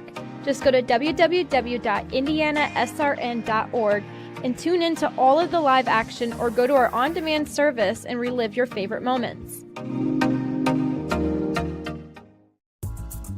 We never really realize how much we depend on electricity until the power goes out. Get those lights back on when you choose the certified electricians at Bertner Electric Incorporated. Locally owned and operated, we are a member of the Better Business Bureau and provide only the highest quality of customer service. For more information, give us a call today. We encourage you to subscribe to our YouTube channel, IndianaSRN. Hit the bell to get notifications for upcoming games and more. Watch as many games as you want, as many times as you want.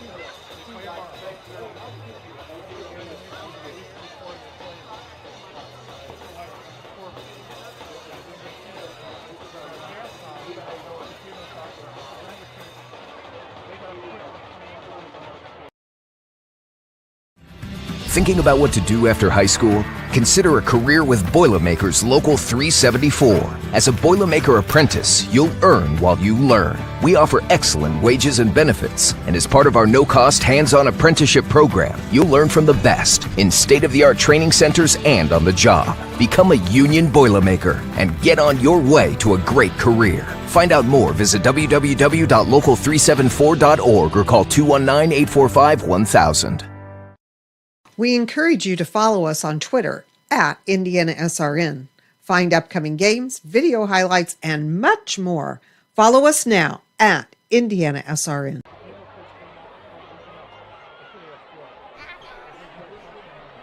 Oh, this is our youngest daughter, Eva. Eva is a third grader at St. Luke, and she is the baby of 6 girls.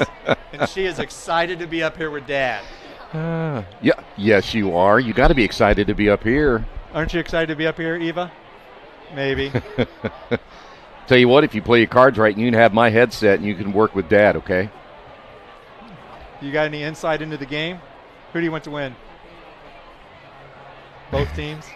She told me out there, she's like, Dad, I'm happy to go to Chatard or Cathedral. I like both schools. There you go. Well, you can't lose on that one for sure. We are ready for the second half. Did you say break? We're going to take another break right here on IndianaSRN. Can't get to a computer? Then we've got you covered. Just go to the IndianaSRN app and stay up to date with all of your favorite teams. You can watch live coverage or relive the experience with our on-demand service.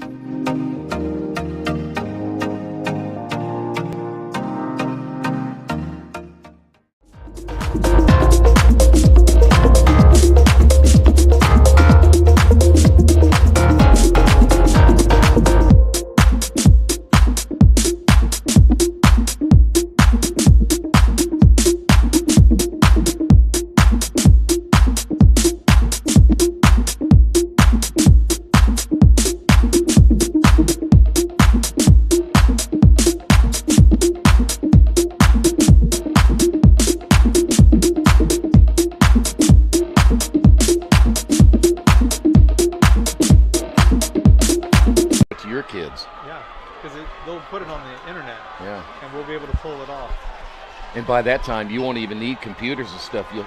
Welcome back, 14-7. We were trying to explain to your daughter that in the future she can show this to her children. Right, exactly. And that, who knows what technology is going to be like in that time. Yeah. You'll have it all upstairs. You won't need all these computer screens and stuff. Right. 14-7 at the half. We had a couple of updates on scores, and we're going to get you more as we go, but there's some teams out there putting it to some other teams at halftime. Yeah, New Pal. New Pal looks like they are the team of the old, just dominating fashion, blowing teams out. And, Chatard and New Pal, they're 1-2 right now. Yeah. So that will be, if it comes to fruition and it plays out, that will be a game.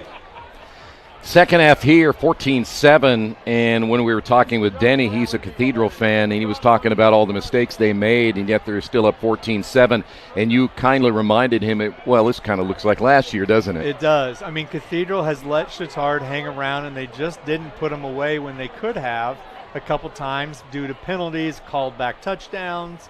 So, the nerves, the rivalry, I get all that. And, we got to remember that these are 16, 17, 18-year-old young adults. It's part of the game. But you want to try to minimize that and capitalize on everything that you can accomplish, and which benefits you as a team. By the way, the Evansville Memorial game we have on our network, it has rain from that hurricane that came about, so they have their game delayed a little bit, and hopefully they'll get that thing back underway pretty soon. Greenwood leading Mooresville 26-14 in the third quarter. See if we can pick up some other games. Warren Central leading Lawrence Central in the second quarter 32-0. That's not the only game that has really gotten out of hand at halftime already. If we can find some of the other scores, Norwell leading Belmont 49-0 at halftime. We call those really long nights. Those are really long nights. Decatur Central leading Martinsville 35-7 at halftime. Brownsburg is leading Avon at halftime 10-7. Lawrence North is leading North Central at halftime 41-3. And let's see if we have any other updates. Brebeuf, how about this one at halftime? Leading Garin 48-28 at halftime. Oh, my. Somebody forgot to bring the defense to the table on that one. And Tom Dilley at Garin has done a great job. He was an assistant here at Chatard for many years and a teacher of mine. And Tom has done a great job at Garin up there. That Brebeuf has caught something's going on up there. It's a score fest. Yeah, no doubt about it. So we had a penalty at the end of the first half against Bishop Chatard. And so Cathedral will kick it off at the 45-yard line. This will be hard to believe there will be a return on this one. I think my odds are there won't be, right? Yeah, they need to get this in the end zone because they don't need Shaw to catch this and start running south to the end zone. And for Bishop Chatard, they're glad to have Shaw back. He got hurt at the end of that first half. Well, they're going to do an onside kick, and let's see if Bishop Chatard will come up with it. Now, I shouldn't be surprised by that because against Brownsburg, Cathedral tried an onside kick a couple of times. Didn't work for him, though. No, and I thought they were going to do it, and they faked it, and then he did. But the Chatard kid did a great job of getting it at the 9-yard line and securing it, so Cathedral had no chance at it. So now Chatard's got to capitalize on this. Well, we're going to put it at the 36. Harrington, by the way, got that early start of interceptions, and then after that, really played pretty well. You talked about how he kind of settled in. It seemed like he felt more comfortable. He did, which is good. But who I don't see is I don't see Shaw out there. And right now it will be Adams. Play action. Harrington looking. Now we'll tuck it under and run it himself. And, boy, you got to be very careful taking a hard hit. And he will at the 44. Yeah, that was he didn't see him coming from behind, and that just did not look like a smooth tackle where his knee got up underneath him. So I'm glad to see him get up. You know, we always talk about quarterbacks and the injuries. Of course, we talk about Miami and their quarterback getting hurt and the concussion he had in their football game on Thursday night. And some are wondering about his career. If I'm a head coach, I'm telling my quarterback, you slide no matter what. Adams on the carry, and he may have gotten the first down right at the 46-yard line. Yeah, it looks like he got there.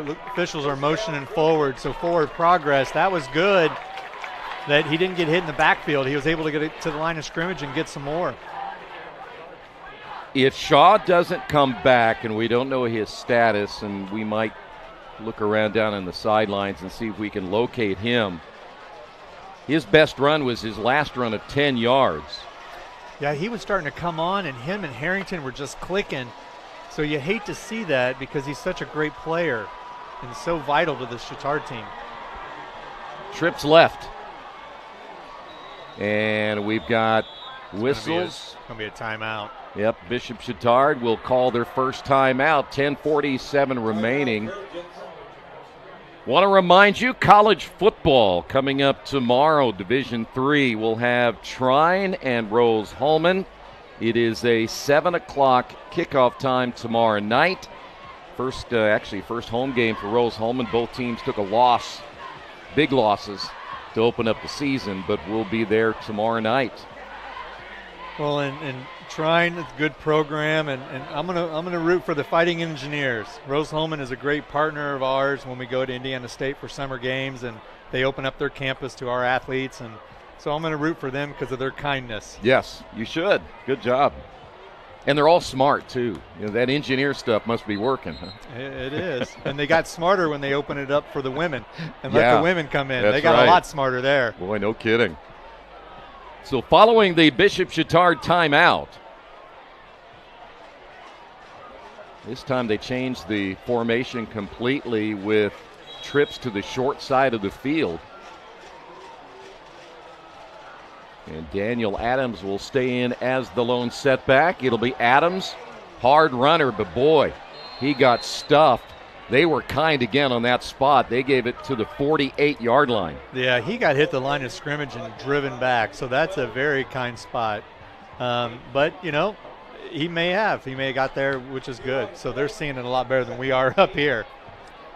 By the way, it will be the 4th carry for Adams for just 6 yards. They have not been able to run the football tonight effectively against this Cathedral defense. And I still don't see Shaw on the sideline. Yeah, we'll look for him to see if he's going to be out there any place. And we've got whistles before the snap, a flag down on the far side.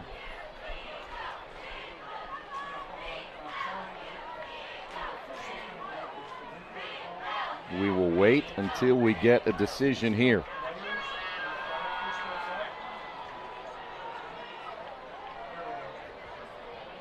False start against Bishop Chatard.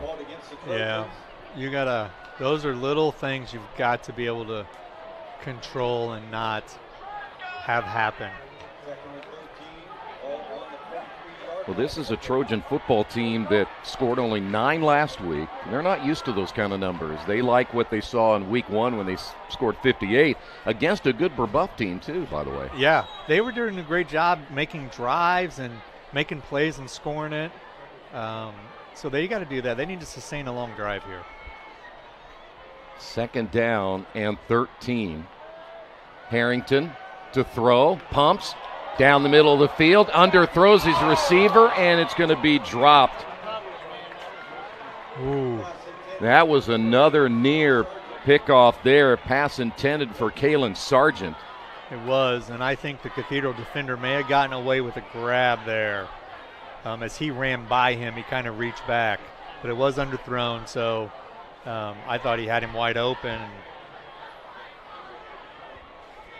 It's a long 3rd down now. Yep, 3rd and 13.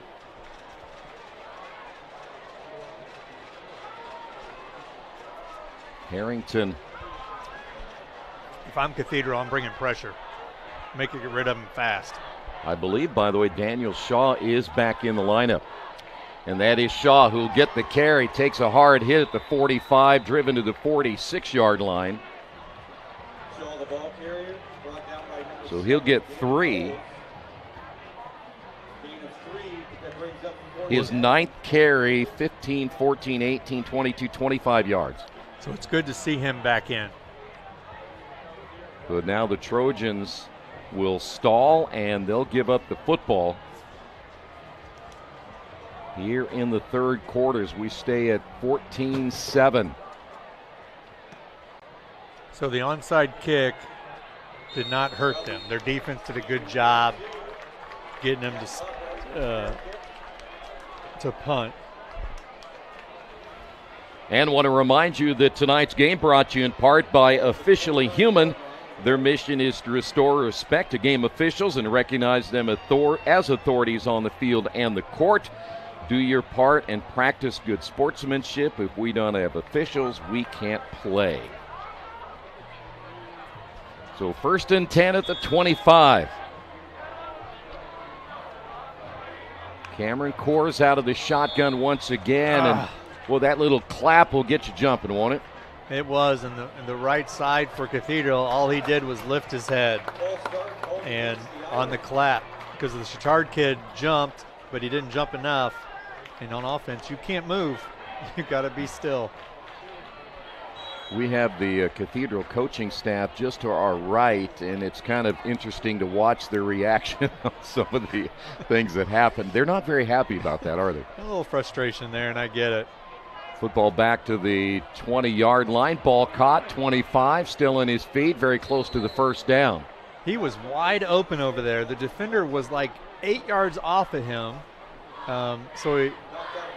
That was a great decision on Kors' part to find that open receiver and fast. Gain of 14 to Alberin Johnson. Handoff. It will be Dangerfield over the right side, and they're going to run right into the down marker. Good job by Chatard getting in the backfield and kind of getting a hand on him and slowing him down and then getting the help he needed. They spotted a first down there. Okay. Yeah, 35-yard line. Again, driving the feet. Yep. Yards after contact. And he got one. That's all he needed. First down. Coors to throw. Fire sideline, wide open at the 40, 45, and across midfield into Bishop Chatard territory. On the reception is Owen Peterson. First reception of the night for Peterson. It looked like a broken play when Coors went the wrong direction on the fake handoff, and I thought, and here comes Chatard, I thought for sure he's going to get sacked. He did a great job finding the open receiver. Good enough for 17 yards. First down at the 48-yard line. Dangerfield to the outside. 45, still on his feet, inside the 40 to the 38. He is a machine. He probably has to have the strongest legs on that team. Yeah. When he does squats, I'd be wanting to know what his weight is for squats. It's probably heavy. Well, he is taking advantage again without Jalen Bonds, and he stepped in very nicely. Yeah, he's done a great job. If Bonds is able to come back, that's a 1-2 deadly combo there. Football at the 39. We are now under the 8-minute mark. Peterson will reset left to right. Coors to throw. Strong arm to the sideline. Ball will be caught and driven back, but his forward progress, let's see if they'll give it to him there or they'll say it's at the 40. 39-yard line.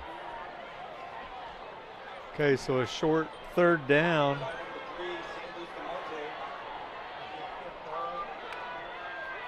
Handoff, right side, first down for Dangerfield inside the 30, breaks the tackle and gets out of bounds inside the 20-yard line.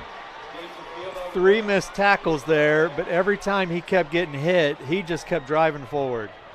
I'm really impressed with that young man. Spot the football at the 18-yard line. And Dangerfield's only a sophomore. Yeah. Play action again. Coors rolling to his left, throws down to the end zone and a little bit behind Albrin Johnson. Oh, wide open in the end zone. He just threw it right behind him. And that was tough, rolling left to throw back. So, and he got it. I mean, that was on a line, too. He had a great, strong throw. Here's the replay again. You can see great blocking by Cathedral. Just a little too much. He just needed to put it right in that little basket. That is a tough throw, though, throwing against your body like that. It is. That was, by the way, 5 straight completions up to that point for Coors. Handoff, it'll be Dangerfield. Dangerfield again inside the 15 to the 12-yard line. Dangerfield's getting 4, 5, 6 yards of play.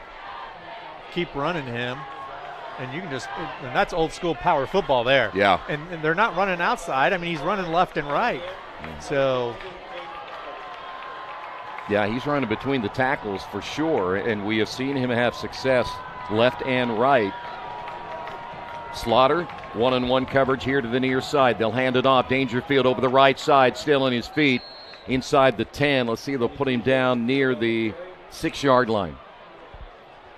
First and goal here. He did a great job. The Chatard defender jumped out, and he cut back in on him and completely went right by him to pick up that first down. Already the 19th carry tonight for Dangerfield. So it'll be first and goal from the 6. They pitch, and they'll try the end around here on the near side, and it's going to lose some big-time yardage for Jackson Harvey. Yeah, Chatard was all over that. They sniffed that one out. That'll be a loss of 7.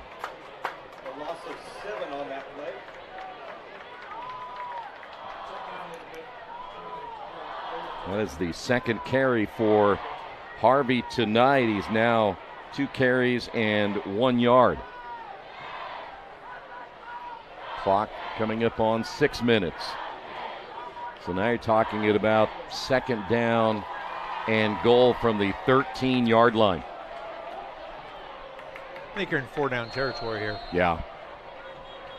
Play clock down to 1, and Cathedral calls a timeout. We'll take a timeout as well. 5:49 remaining in the third. Irish lead at 14-7. We encourage you to subscribe to our YouTube channel, IndianaSRN.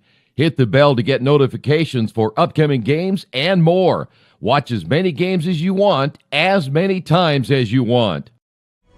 Bertner Electric Incorporated is fully licensed and bonded electrical contractor for your protection. Our electricians are available 24/7 for service calls and specialize in electrical service and storm damage repair. For more information, give us a call today. Get a gator that will get you where you need to go. Something you can get in and go with plenty of space. Be ready to tackle any terrain, large or small. When you choose Reynolds, you choose reliability. The guaranteed great customer experience and relationship from the moment you walk in. Come in and see for yourself or visit reynoldsfarmequipment.com. Second down and goal from the 13-yard line. Following the timeout now for the Fighting Irish. Coors will roll, throws wide open at the 10, and then driven back at the 6-yard line. It'll be Peterson on the reception. Great open field tackle there by Chatard. So they got it within reason for third and goal. Third reception by Peterson.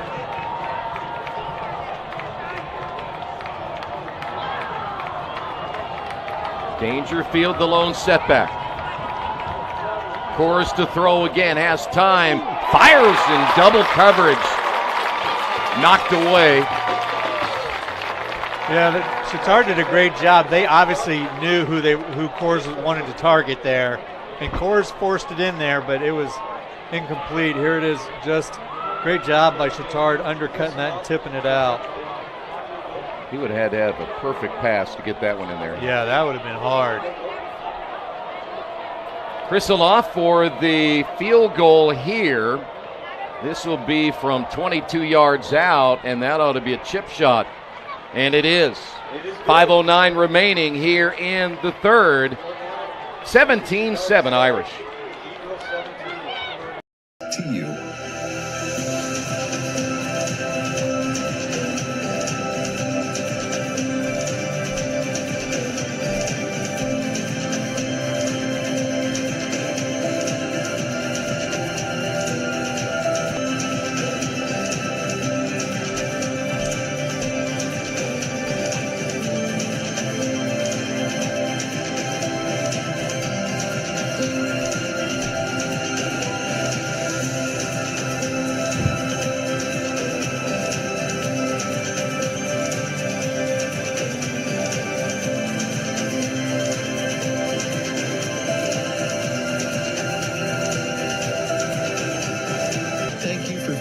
Standing with us.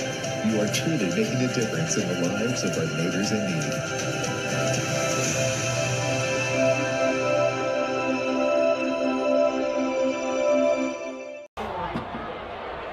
Back here, Bishop Chatard, 17-7, Fighting Irish with the lead, and Trojans will get the football for the second time here in the third quarter. Want to remind you tonight's game brought to you in part by Indiana Labor's District Council, the 12,000 Hoosier men and women with Labor's District Council and affiliated local unions that build Indiana.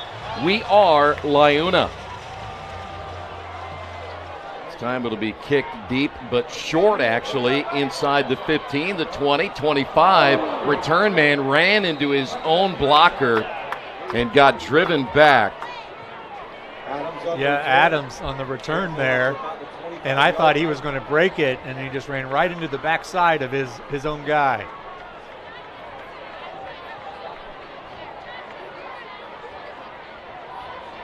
Harrington so far tonight 11 of 19 passing. We'll give you his yardage here in a couple of moments. I can't add that fast.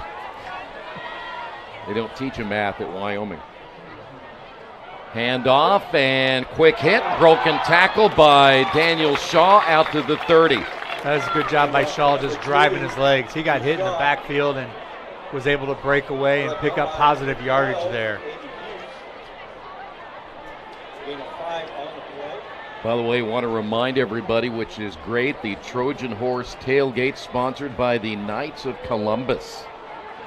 It's a great tailgate, by the way. It is. They've got some great food, burgers and everything, and it's always great to see them here supporting families.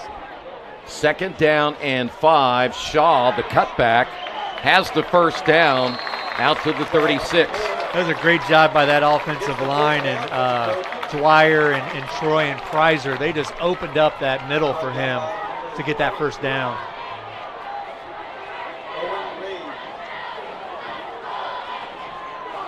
So 1st down and 10, just across the 35.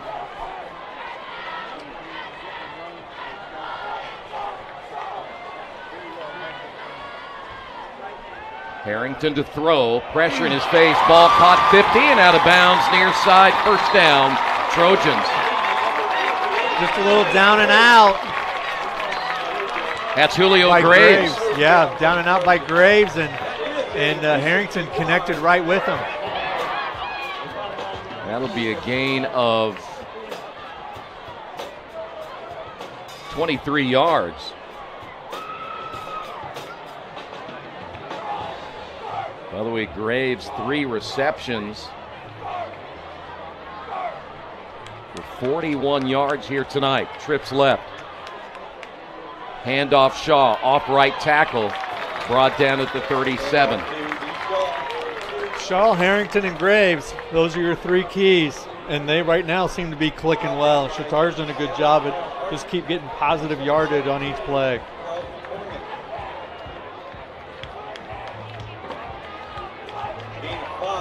So that'll be a gain of 5. 2nd down and 5. Football at the 37-yard line.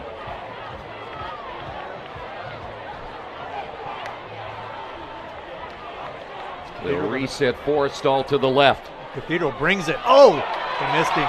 Shaw, good job by Shaw at the 30, spun around, got a couple of extra yards down to the 28-yard line, maybe 27. Cathedral had 7 guys in the box, and they brought it, and Shaw was able just to bounce out of a hand tackle and get a first down there. So 1st down, Bishop Chatard on the move. Shaw will get a break. Daniel Adams back in. 2 tight ends set here with 2 receivers split wide to the left.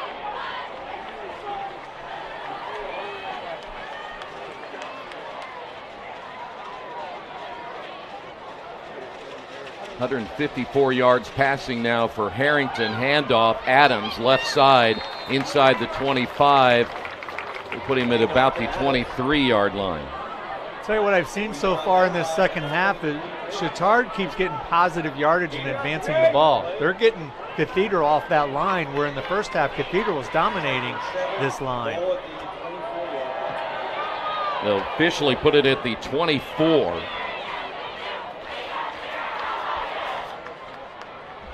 Harrington will again check to the sidelines and, as always, inform his offensive line. So 2nd down and 7.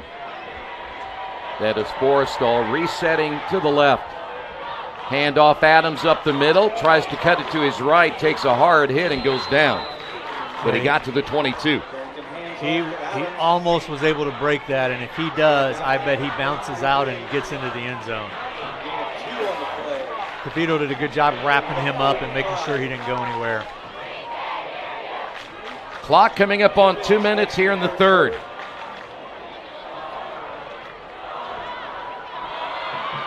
So it'll be 3rd down and 5. Adams will stay in as the lone setback. Harrington to throw again. Ball tipped in the air, and it will fall incomplete. Great pressure by Cathedral to get there and be able to get hands up, because he had an open guy for a first down and then some. Brings up 4th down. So it's going to be 4th down.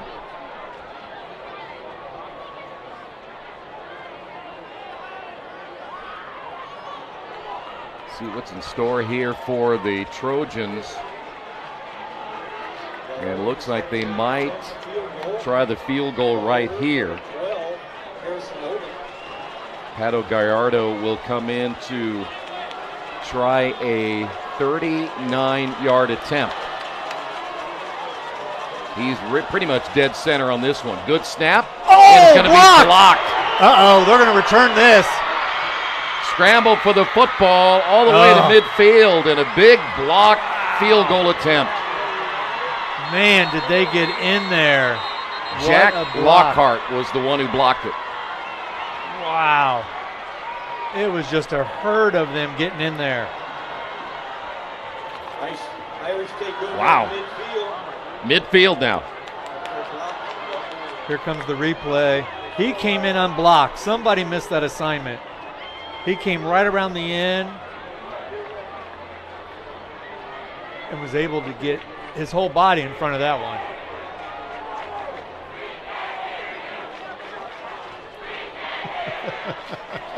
I love the student sections. So Chatard's student section was chanting, "We got spirit, yes we do, we got spirit, how about you?" And then they were laughing at Cathedral, and then Cathedral just said, "We can't hear you" on that turnover. Ball caught near side, first down and more. It'll be Jackson Harvey on the reception. He'll step out of bounds at about the 33. That was a great pass and catch there. Cathedral just needs to keep advancing this ball. This is an opportunity to kind of create some space and maybe put this game away. Yeah. They've got to finish this drive. So it'll be 1st and 10. Handoff, Dangerfield breaks some more tackles. He'll get about a yard out of that one, but could have been a no gain or loss. Yeah, they hit him, and he just kept driving, and they did a good job wrapping him up, but he still got positive yardage on that. So now it'll be 2nd down and 9. Again, football will be placed at the 32-yard line. Coors will give it off again. Dangerfield, sweep to the right side, breaks tackles inside the 25, near the 20-yard line. 2 flags are down. Yeah, that's going to be a face mask against Chatard. His neck swung back.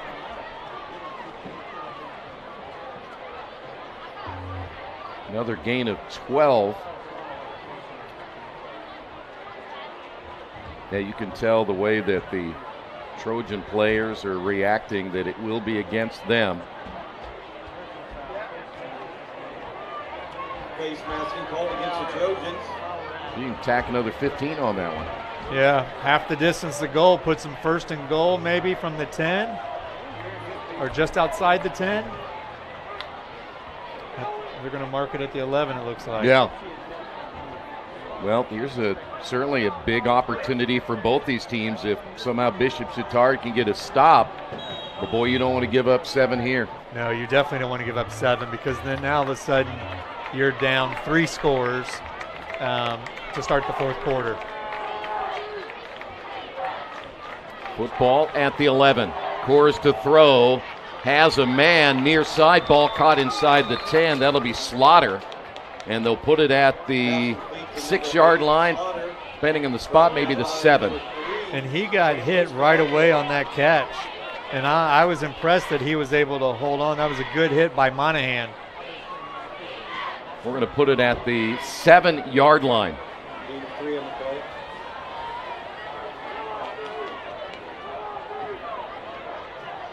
You notice Cathedral in no big hurry, though, to get a playoff here. They can run the clock down, and they will, and that will end the 3rd quarter. We head to the 4th. Cathedral leading at 17-7. Piece of equipment you can trust, one that's easy to use. No matter the size of the job, you want to create a feeling worthwhile, something you can use for every job. For over 60 years, Reynolds has been a community staple, ensuring our customers powerful implements, top quality care and service. You need something that's in it for the long haul. Visit Reynolds Farm Equipment, your hometown John Deere dealer, today at reynoldsfarmequipment.com. Get a Gator that will get you where you need to go. Something you can get in and go with plenty of space. Be ready to tackle any terrain, large or small. When you choose Reynolds, you choose reliability. The guaranteed great customer experience and relationship from the moment you walk in. Come in and see for yourself or visit reynoldsfarmequipment.com. And you got turf baseball, turf softball. Back once again, 17-7, as we're ready for the fourth quarter.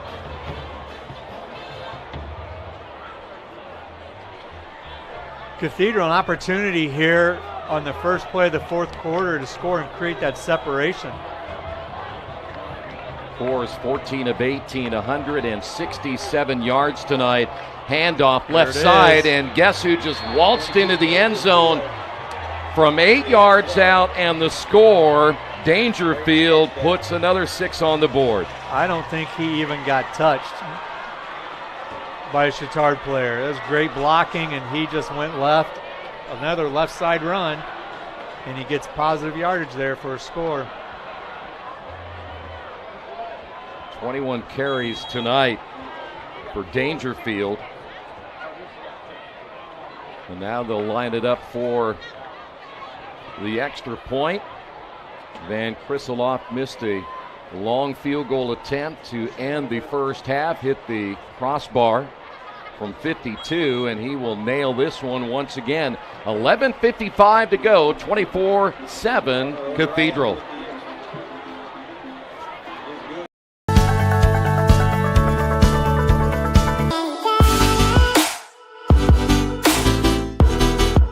Aspen Creek Grill, we are a from-scratch concept with comfort fresh food. You can expect a world-class experience on a great budget. We've got incredible specials, great service. Today's dish that we're going to highlight is going to be our Aspen Blue Sirloin. It is, again, our premium Black Angus certified beef, and we top that with a blue cheese crust. Again, everything that we do here is made from scratch, and it's no different from our steaks. We hand cut all our steaks in-house. So our team back there, it's just an incredible team. Everything that they do, they take so much pride in. They put a little bit of themselves into everything that they do over here, especially since it is a made from scratch concept. We want everybody to come, visit us, enjoy some great food with some great service. Bring your friends, bring your family, come have some great food, have a great time with us with some of the best comfort scratch food.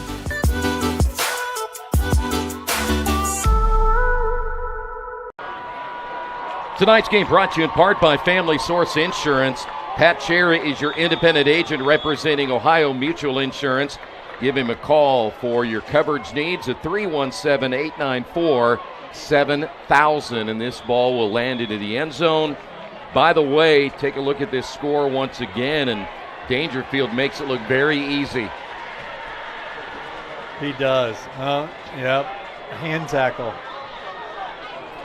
By the way, we have Dangerfield, 21 carries, 181 yards tonight. Coors, 14 of 18, 167 yards. Those are some big yardage that he's getting out there. And what's more impressive is I'd love to know that number after that contact. Yeah. Well, our crack staff apparently missed that part to show up tonight to do our stats. So 1st and 10 at the 20-yard line. Forrestall lines up now to the right. The handoff, and how about that Cathedral defense? They met him about the same time he got the handoff. Daniel Shaw will lose a couple on that one. Chatard's going to have to pick the pace up here because you're going to be limited on possessions here in the fourth quarter, and you need 3 scores. So you got to go to like the 2-minute drill where you're running play after play to get Cathedral tired and get yardage. 2nd down and 12. Harrington to throw, swing pass, and Forrestall makes the catch. The ball comes out. But I think they're going to say he was down at the 16-yard line. Yeah, he called forward progress, and that was the right call. He got hit and drove back. Third reception tonight for Forstall. But a negative play there, though. Stopping the clock at 11:07 here in the fourth. Bishop Chatard went 15-0 last year. They won their first 3 games this year. They haven't seen a loss in a long time. Oh, Harrington took a big-time shot. The ball comes loose. Cathedral says they have it. And a Cathedral player. Oh, Chatard. Well, wait a minute. He pointed the wrong way. Yep. Cathedral that's a ball. fumble. That's tough. Well, here's the replay here. The pocket just collapses, and it just goes, and then it becomes a hot potato. Cathedral did a good job bouncing on it. One play, and this game could be over. So we're going to put it at the 14-yard line.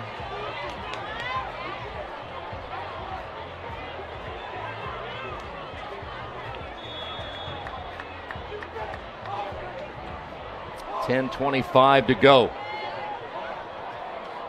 Johnson, the lone receiver, to the near side. Pumping. Coors will throw toward the corner of the end zone and overthrows Slaughter. That was well defended. He did a great job stopping and then spun out of that, and the Chatard defender didn't bite at all. He had that play read the whole time. And Troy, you were mentioning Chatard going undefeated. They're the only undefeated team from last year and going into this year. They're 18-0, and which is amazing. That's a great feat. That's hard to do. Coors to throw. Has a man and threw it a little bit behind the intended receiver, and it'll fall incomplete. Yeah, he had him wide open. That just went right through his hands. So they've come out with 2 pass plays right away.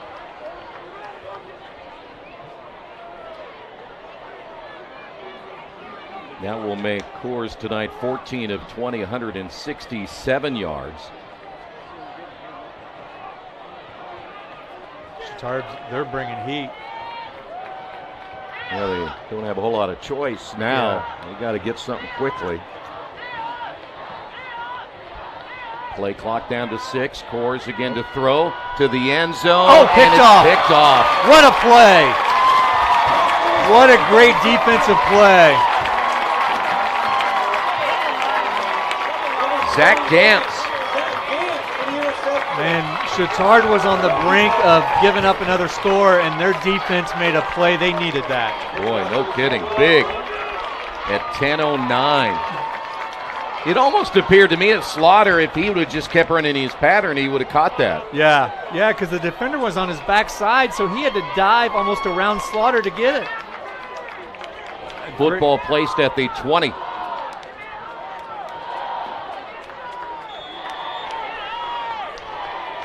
So 1st and 10 now for the Trojans.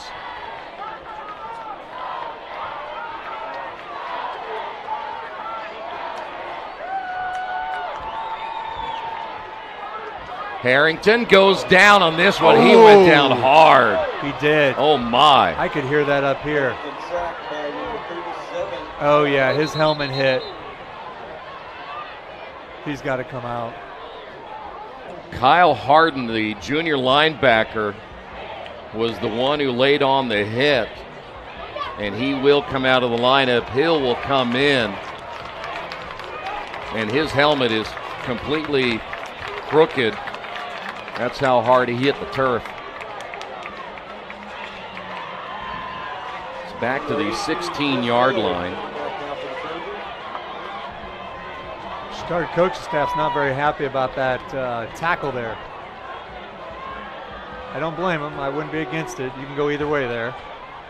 4th time that Harrington has been sacked tonight. None harder than that one, and he is out. Hill is in.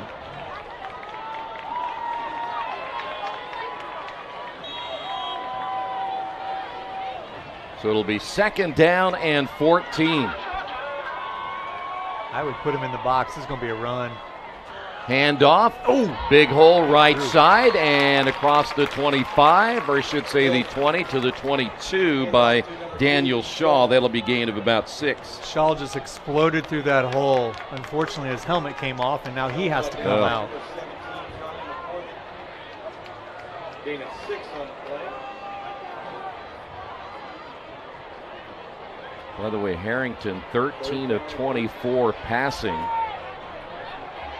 He may not be back, though, because of the injury. So Hill stays in at 3rd down and 8. And we'll put the football at the 22-yard line. Hill turns, nobody's home. Now he's got to throw. He takes a hard hit. And the ball caught. Does he stay in bounds? Yes. That was a great catch. Graves, and a flag is down as well. That was a broken play, and Hill made a great job. I think this is going to be on Chatard's sideline, unsportsmanlike. I do too. That'll be a gain of 19 yards.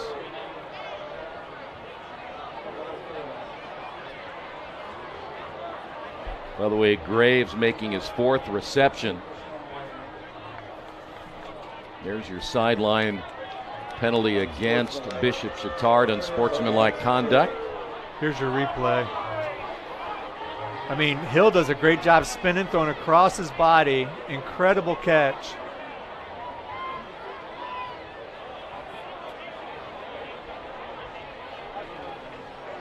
Well, unfortunately, you're going to get backed up from the 41-yard line. Tonight's game brought to you in part by Aspen Creek Grill. Why go anywhere else for delicious food? If you're looking for that amazing fresh food and the service that is about as good as you're going to get anywhere, check out Aspen Creek Grill. You will not be disappointed. So basically there's a net 4 yards on that play. 19 on the catch and negative 15 on the unsportsmanlike. Football at the 26-yard line. All because somebody couldn't keep their cool on the sidelines, huh?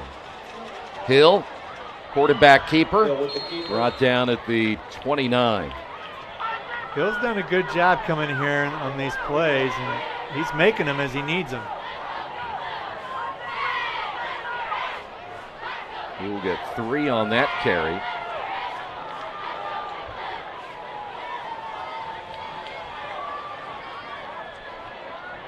Harrington looks like he's right there next to Coach. Hopefully he gets to come back in here in a play or two. Oh. Flags are down. That might be one of those on the whole offensive line. They all moved. Full start called against the Trojans.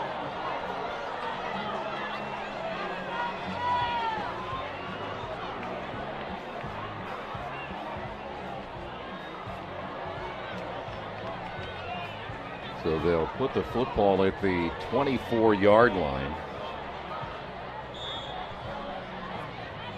I don't think many people have left, Troy. I think they might still be coming in, trying to catch the end of this game here. Yeah, no kidding. Oh. Handoff up the middle. Carried to the 30-yard line. Adams on the carry. And he'll get 6. That's a good run. He got hit a couple times, was able to break through that and keep driving. He's making it a manageable 3rd down play here. I got Chatard for 3 of 10 on 3rd down conversions. So it'll be 3rd down and 6. Hill the handoff, and that's going to lose a yard or so. Yeah, Cathedral had that one all sniffed out. No play there. Looks like we got the punt team coming in. By the way, Harrington tonight, 13 of 24, 132 yards, couple of interceptions early, and he is again out of the lineup. And Hill cannot get the offense to move, so the punting unit is on. We have a timeout. Yeah, it looks like the receiver that is expecting to come back and receive the punt is coming out of the lineup. So he's going to be replaced. There was something the official didn't like that he had on him, or what it was.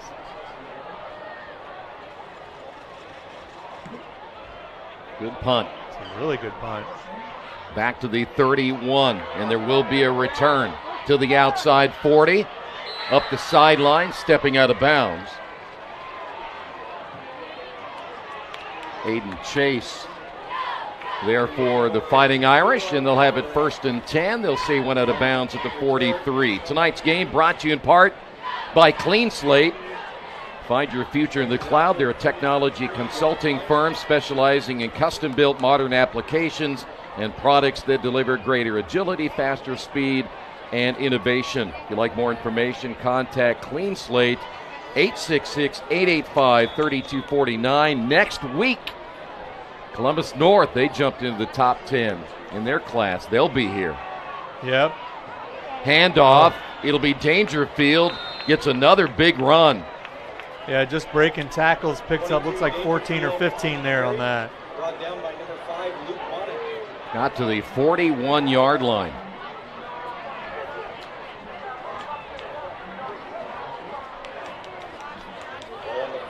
Covenant Christian will be at Triton Central next week as well. And then, of course, Harrison and Memorial down in Evansville. Southport and Heritage Christian, 4 games coming up next week here on IndianaSRN.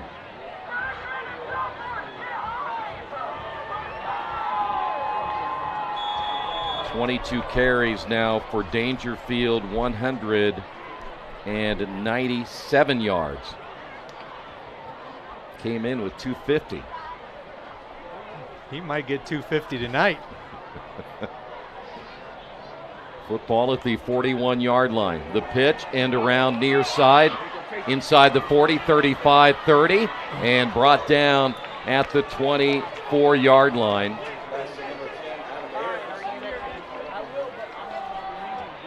That was a great stiff arm on that end round.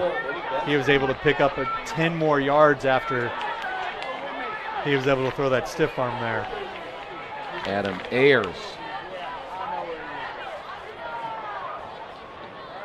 Ayers had 1 reception earlier tonight. That is officially his first run.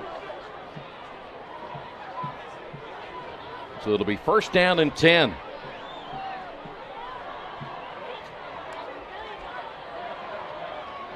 Handoff, once again Dangerfield inside the 20 and to the 18-yard line. Another 5 or 6 yards for him on 1st down. He has gone past the 200 yards now. 6 on the play.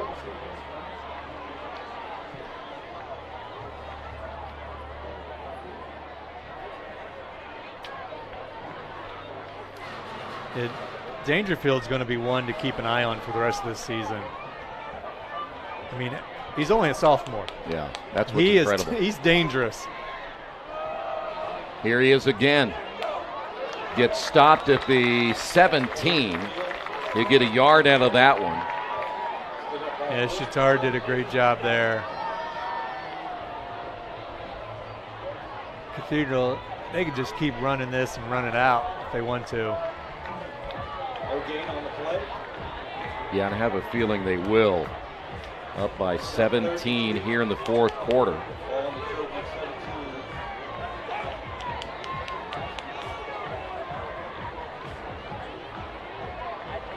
By the way, Daniel Shaw carried the ball 15 times tonight.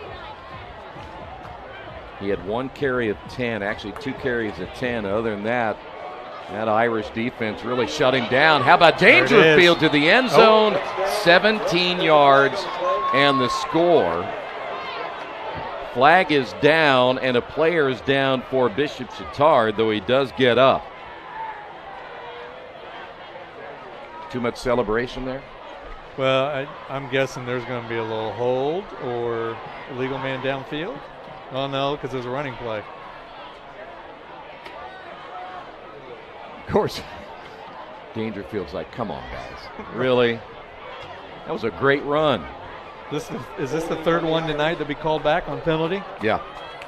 Yep. Still first down. So we will put the football, once they mark it off, at the 12-yard line.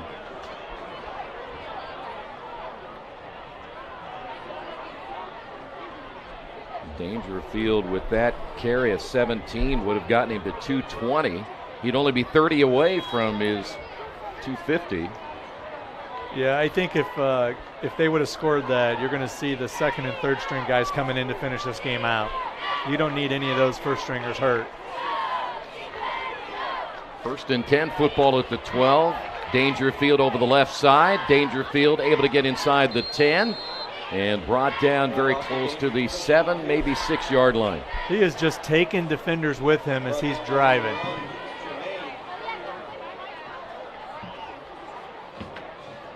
"25 carries, and there you see him heading to the sidelines and kind of favoring that left shoulder and left arm. So he comes out of the lineup.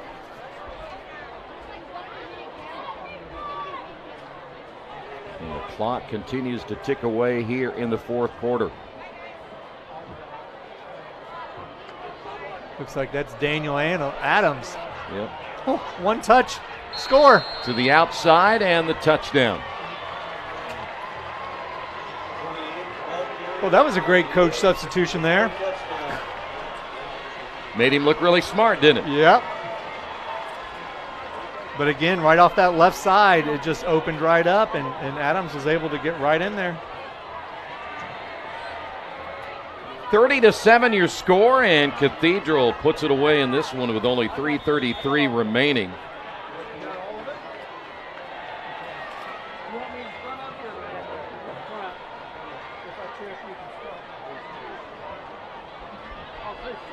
So now Krisiloff with the extra point. By the way, he has not missed an extra point this year. That field goal he missed was his first.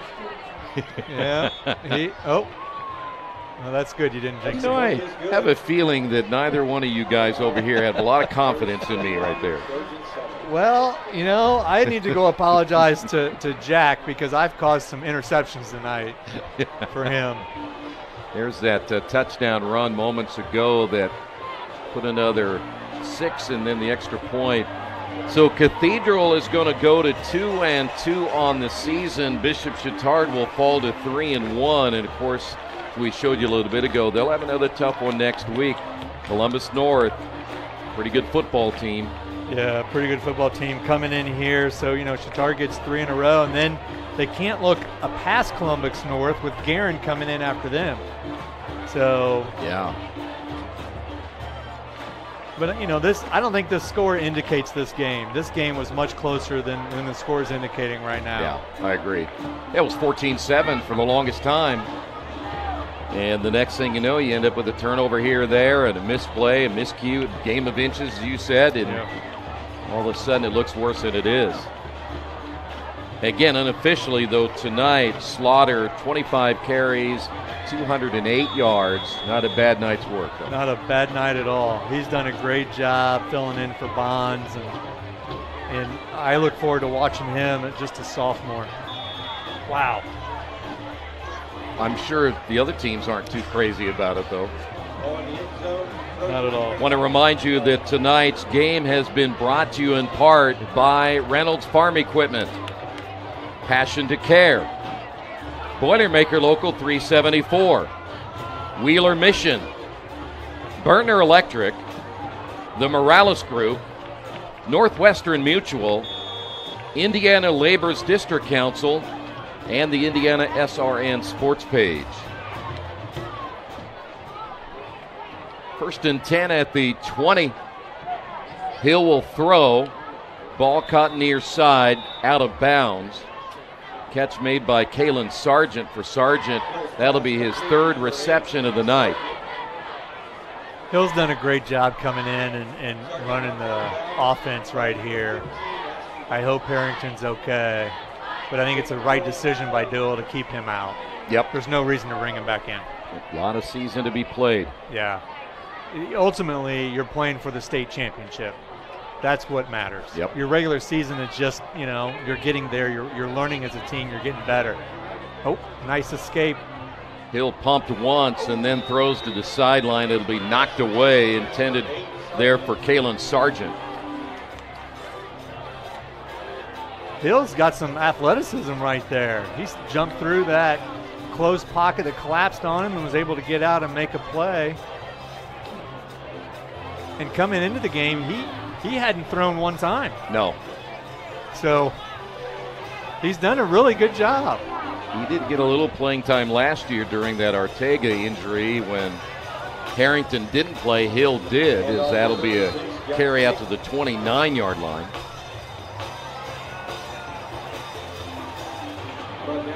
That is Adams on the carry as we come up on 3 minutes. By the way, if you don't stay up tonight and want to stay up late for all the scores, because a lot of times in the region and down in Evansville, being an hour behind, you will not get those scores till late. We'll have them for you tomorrow morning on the sports page. Hill will go down. He'll get sacked. See if they'll put him at the 25.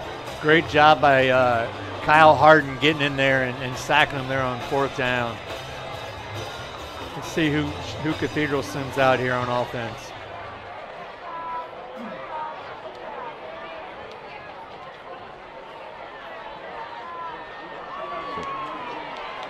I want to remind you again, tomorrow night, college football here on IndianaSRN, Shrine and Rolls-Hallman. That is a 7 o'clock kickoff time. Our producer will be there early to make sure that everything is ready to go. He's leaving here at 2 o'clock. That's the dedication we have. That is dedication for sure. Handoff as Cathedral again replacing their quarterback. Looks like the running back, all their linemen are out of the lineup as well. Looked like Marcus Shannon on the carry, number 31. Well, that last name Shannon takes me back to Otis Shannon. I wonder if that's Otis Shannon's kid, former Mr. Football from Cathedral. Could be. Who could play. He was one heck of a running back. See more changes here for the Fighting Irish. And you end up generally at this stage with all the players in there kind of trying to find their way around more than anything. Running over the left side. Levi Link on the carry this time. Well, it's such a big deal to play in the rivalry game. I remember as a young sophomore or junior, I wanted to get in and play against Cathedral. It didn't matter, you want to get in when you're winning for sure. Yeah. It's easier that way. But I think this has been a great game tonight. Both teams, kudos to both teams, great sportsmanship all around. Handoff up the middle inside the 15 to the 13. With the win tonight, Cathedral over the last now 38 games has won 26 of them. Of course, the win last year by Bishop Chatard, 24-21, as you mentioned, split up in 2 days. Those are fun, aren't they? Yeah, I love doing that. Yeah, yeah. As a former athletic administrator, they're miserable.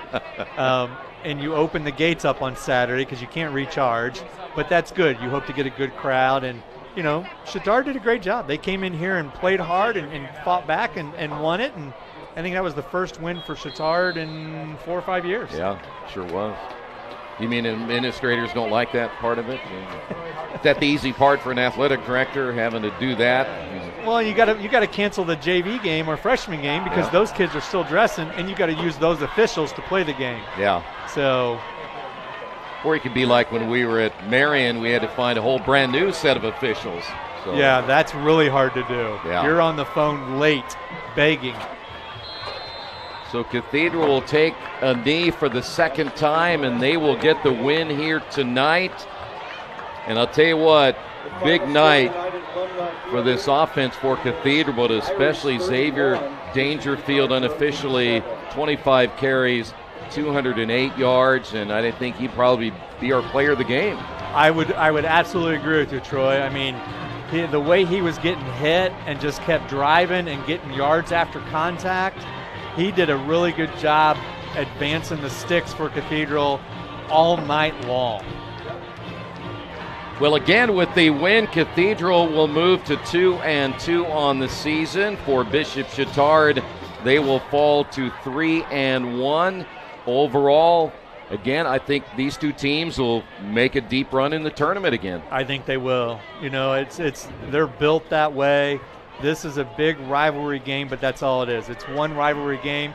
You get to brag now for 365 days. That's right. You know, if you're a Cathedral senior, you're like, hey, we won as a senior. Yeah. Just like last year, Chatard seniors like, hey, we won as seniors. That's a big deal. It's bragging rights because you're leaving. But, yeah, it's a great game, and it makes both teams better because both teams are really good. It is quality football. It is also a great venue to be at, as we have said time and time again. So, Mike, good to have you on the broadcast tonight. Thank you. Thank you very much. It was an honor and a pleasure. All right. Want to thank the entire staff as well. Great job as always. Your final score here from Bishop Chatard, Fighting Irish 31, the Trojans 7. Thanks for being with us. We'll see you next time on Indiana SRN.